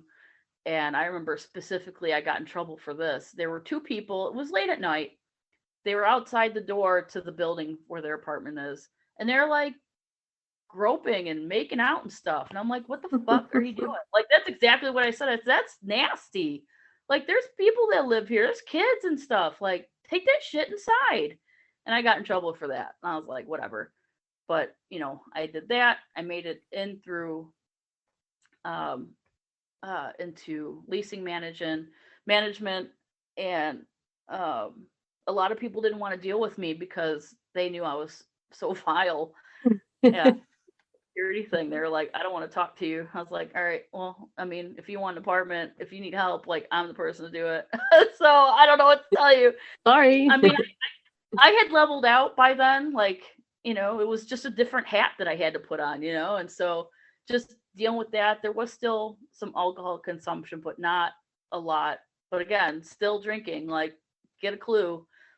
And then we wound up moving back to New York back in 2000s, late 2007, just shy of 2008. And that's when my life really took a turn. And that's where I was 26 years old, and I was going to the VA hospital for various things. I don't even remember what. And they were like, hey, you're losing a lot of weight. And what are you doing? And I'm like, I don't know, like different activities on the weekends. I'm eating whatever I want. I'm not gaining any weight. So they're like, we need to do your yearly. And I was like, okay. And it started with, I don't know how graphic, I don't know, but they said they were doing a internal, and they moved my uterus was moved over, like pushed over, and they're like, that's kind of weird, but it's not, Oh, not unusual, but it's like something's not right. So let's do some testing. So they did a bunch of testing. They did like ultrasounds, blood work, which is the key here. And they called me back the next day and said, we need you to come in like right now. And I was like, wow. Oh my goodness. So you couldn't tell that things no, had shifted around. no. Wow. But it's funny because like I was getting a lot of sharp, crampy pains. I was getting my period twice a month, back issues, UTIs, which I'm Mm. saying these things because these are actually some side effects of what would have been ovarian cancer, which is what I had, stage 2 ovarian cancer at 26 years old. And I'll tell you the one thing that did it. So we have what's called a CA125, cancer antigen 125. And it's for to tell if there's like ovarian or uterine cancers in the body. It's a good indicator. And a normal number should be between 0 and like, I think it's like 15 or 20. Mine was over 700. Oh my So goodness. I was just like, oh, well, winner, winner, chicken dinner. So I went to a very well known cancer hospital, and I had to get surgery pretty much right away because they were like, well, there's a tumor. Found out the reason my uterus was pushed over was I had a tumor the size of a grapefruit attached to it, and it was touching my colon. They told me Oh, I had to sign a piece of paper because there's a possibility that if this is attached to my colon, I was going to need a colostomy bag. They're going to have to take my part of my colon out. And my dad lost it because he was with me when I had to go talk to the doctor. So I had to have had a full hysterectomy, had to recover. I didn't find out that I actually had cancer until the beginning of 2009. I was having some issues in the healing process. I thought I had an infection. They took my blood. My white blood cells were up, but I had zero infection. And they said, we need to talk after Christmas, after the holidays. And I knew by then that I had it. And, you don't realize how much of a kick in the face it is gosh, until the you sit there and tell you, hey, you have cancer. And I remember everything around me went black. Like I was in a tunnel. oh, My eyes watered. And the first thing I asked was, am I going to die? And they're like, no, like you're going to be okay, but you got to have chemo and it's non aggressive. And, you caught it. I don't know, got it, everything squared away in time. And the crazy thing is, it wasn't even the tumor on my uterus that was cancerous. There were two small cysts they thought were cysts on my ovaries that had the cancer. I'm like, go figure. So that was a whole nother thing. And the whole military thing, though, everything's a mission. Like everybody's like really upset, crying, and I'm like, let's go. Let's get this over with, get it done, keep it moving. Mentally, I was a wreck. Going through menopause at 26 is oh awful. my gosh, I And didn't even consider that. Of course, if you have a hysterectomy, yeah. Oh I my have goodness. I still have to take um hormone therapy to lumpy. So I've been taking hormone therapy since I was 26. I hot flashes, cold flashes, getting my hormones balanced. I contemplated suicide a lot of times. I would wake up in the middle of the night crying and calling, family members or friends going, listen, I can't, I just, sitting here talking to you is stopping me from going in the middle of the street and just laying there and hoping somebody runs me Oh over. my goodness. And it was awful, but I had a fantastic support group. So I made it through, and it was just like, okay. And, that's when I really had to grab sobriety by by the balls and say, listen, a lot of the stuff I was mad about, a lot of stuff that I was holding rage about, it was gone. Like I felt like my life was literally, you know, in my opinion, was in God's hands. And like that's what brought me back towards religion. Like I'm probably the most non-Christian Christian ever. Like I don't care what people believe in and don't believe in. My fiance is fucking agnostic. Like we respect each other, and that's what the Yeah. problem is. People don't respect each other. So like, whatever someone chooses to believe in or not, like whatever. But I'm not Yeah. gonna get too but like just it was like everything changed. It was like you have a second chance, don't fuck it up.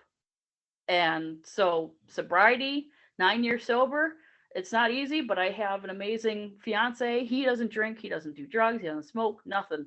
And if I feel like, you know, it it's a battle every day. Like Marine Corps is always in my brain. I still dream about it, I still think about it. I still am very much it. And everything is a mission to me now. Like, how do I get through this? And sobriety is a mission every single day. Like I wake up sober, damn it, I'm going to bed sober.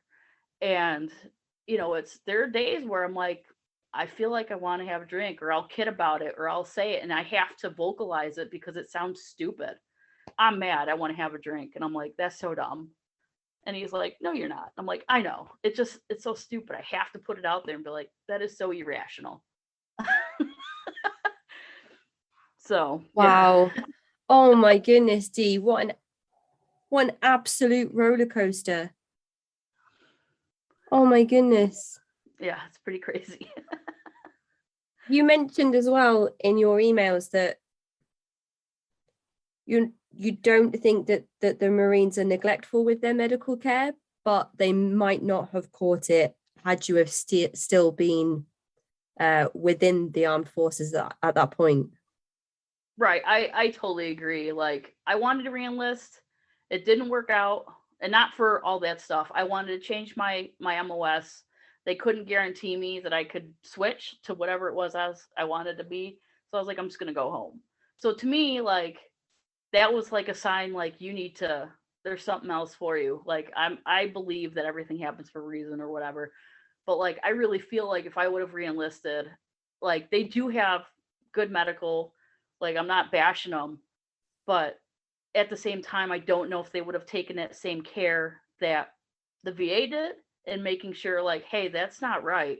They could have just been like, all right, well, get back out there. And I really do feel like if I would have stayed in, then it would have taken my life. Wow. So, I don't know. That's, thankfully we aren't in that conversation.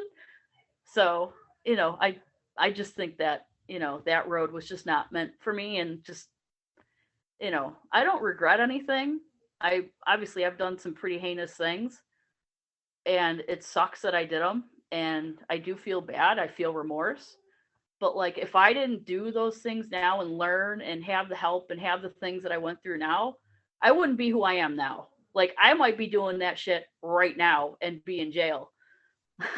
Or be in rehab or being unemployed. I might be homeless. Like who knows? Like the alcohol had I let it hold on to me so hard, and I just let it. And wow, this is like, I feel like against all the odds, we are having this conversation today. It feels like it maybe if it was your mental health, maybe if it was the alcohol, maybe if it was your diagnosis of cancer, like it just feels pretty incredible that we're actually sitting here today having this conversation after everything that you've been through. And a lot of therapy, which I still do. Wow. So yeah, I mean, mental health I wish that the stigma of mental health would just improve. Like people have problems, like I remember I had an anxiety attack at work and I had to leave. This wasn't recent, it was a few years ago. And the response was, what are you worried about? What are you stressed about? And I'm like, that's not how anxiety works, man. Like, but I mean, I have a great therapist. I have a great, a great man in my life. I have family. And so like I'm really not alone. Like, but mental health, like that's a serious, serious thing. Like if someone is, like I said, the way I treat people, I try to be kind to people. Maybe that smile and nod is that one thing that just keeps them hanging. Like, like, hey, maybe things are gonna turn around. Like it sounds silly, but like that's how I always felt. Like, why can't people like do for me like I've done for others? Like I'm not asking now, but back then, like why couldn't somebody have given me that olive branch that I could have grabbed onto? And but Wow. like asking why is a terrible question. So I try not to ask it because, that's for me setting myself up for self-pity. The way that you position yourself and the way that you are so sort of self-reflective is amazing for me to sit here and watch you go through that thought process like in real time.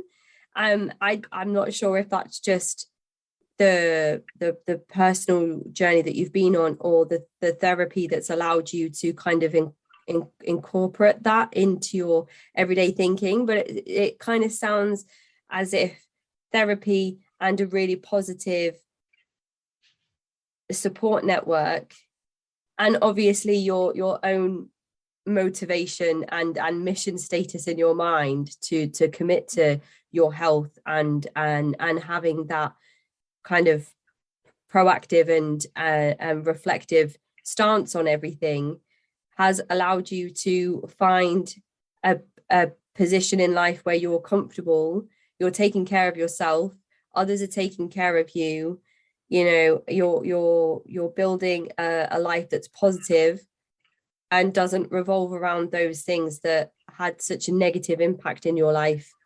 between 2000 and 2004, and actually before that as well, because of the difficulties that you had, with that the anger with your father's alcoholism, and looking for your identity growing up, which kind of being in the Marines might have got in the way of, that process of you trying to work out who you are and where do you feel you fit in, and trying to find those things that you identify with.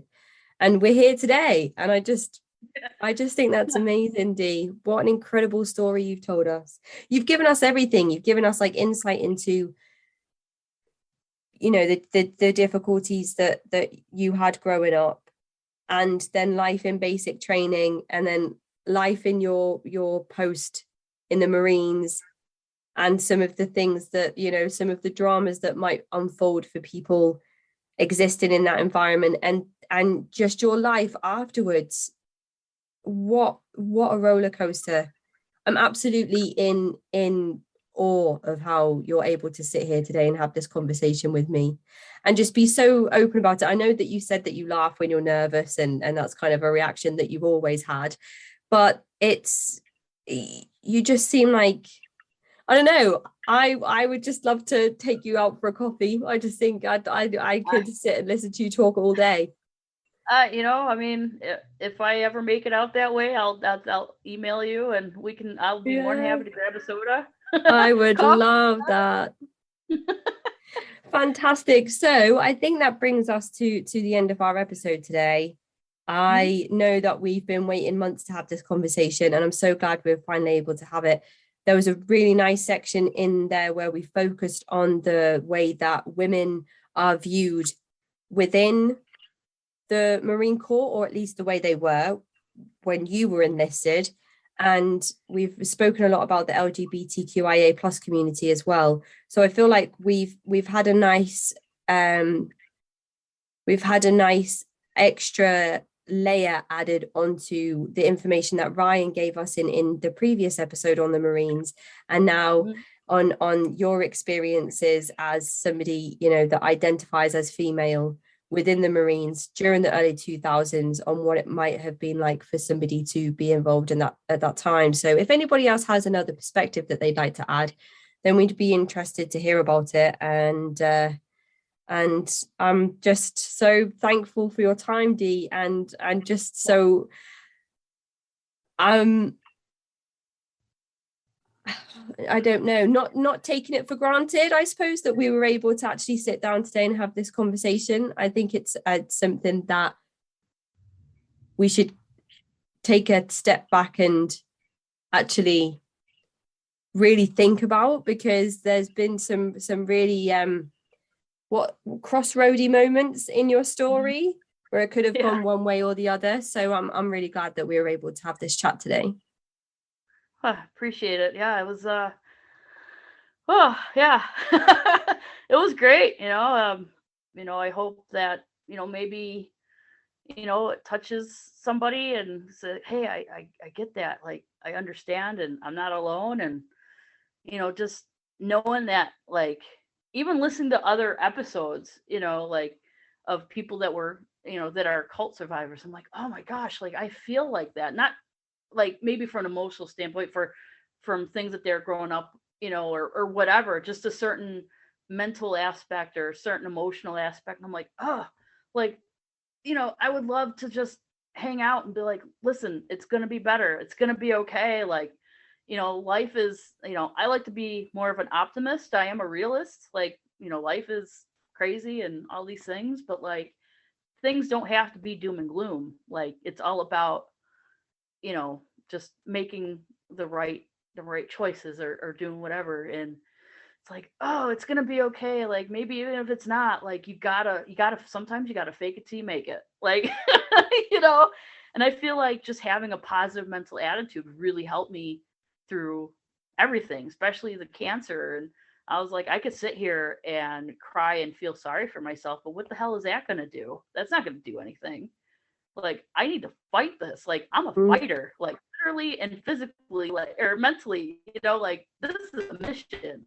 I'm not failing my mission. Like, we're gonna do this, and I have. So, it's like, cool. Absolutely. And I really do kind of agree with what my own words that I said at the start of the episode, where I feel like this conversation might reach people on other layers other than just talking about the high demand aspect of the armed forces. There's a lot in your episode that I feel people can relate to, and hopefully people will take away something from this episode. I hope it's been a cathartic experience for you as well to just chat about it all. And it's, I've really enjoyed it. So thank you so much, Dee. And I hope you enjoy the rest of your day. Same to you. Thank you. It's been a pleasure. Take care. Bye. You too. Bye. That is the end of this week's episode. If you'd like to get in touch, you can find me at cultvaultpodcast@gmail.com or follow me on Twitter and Instagram @cultvaultpod. I'm your speaker, Casey, host of the Cult Vault podcast.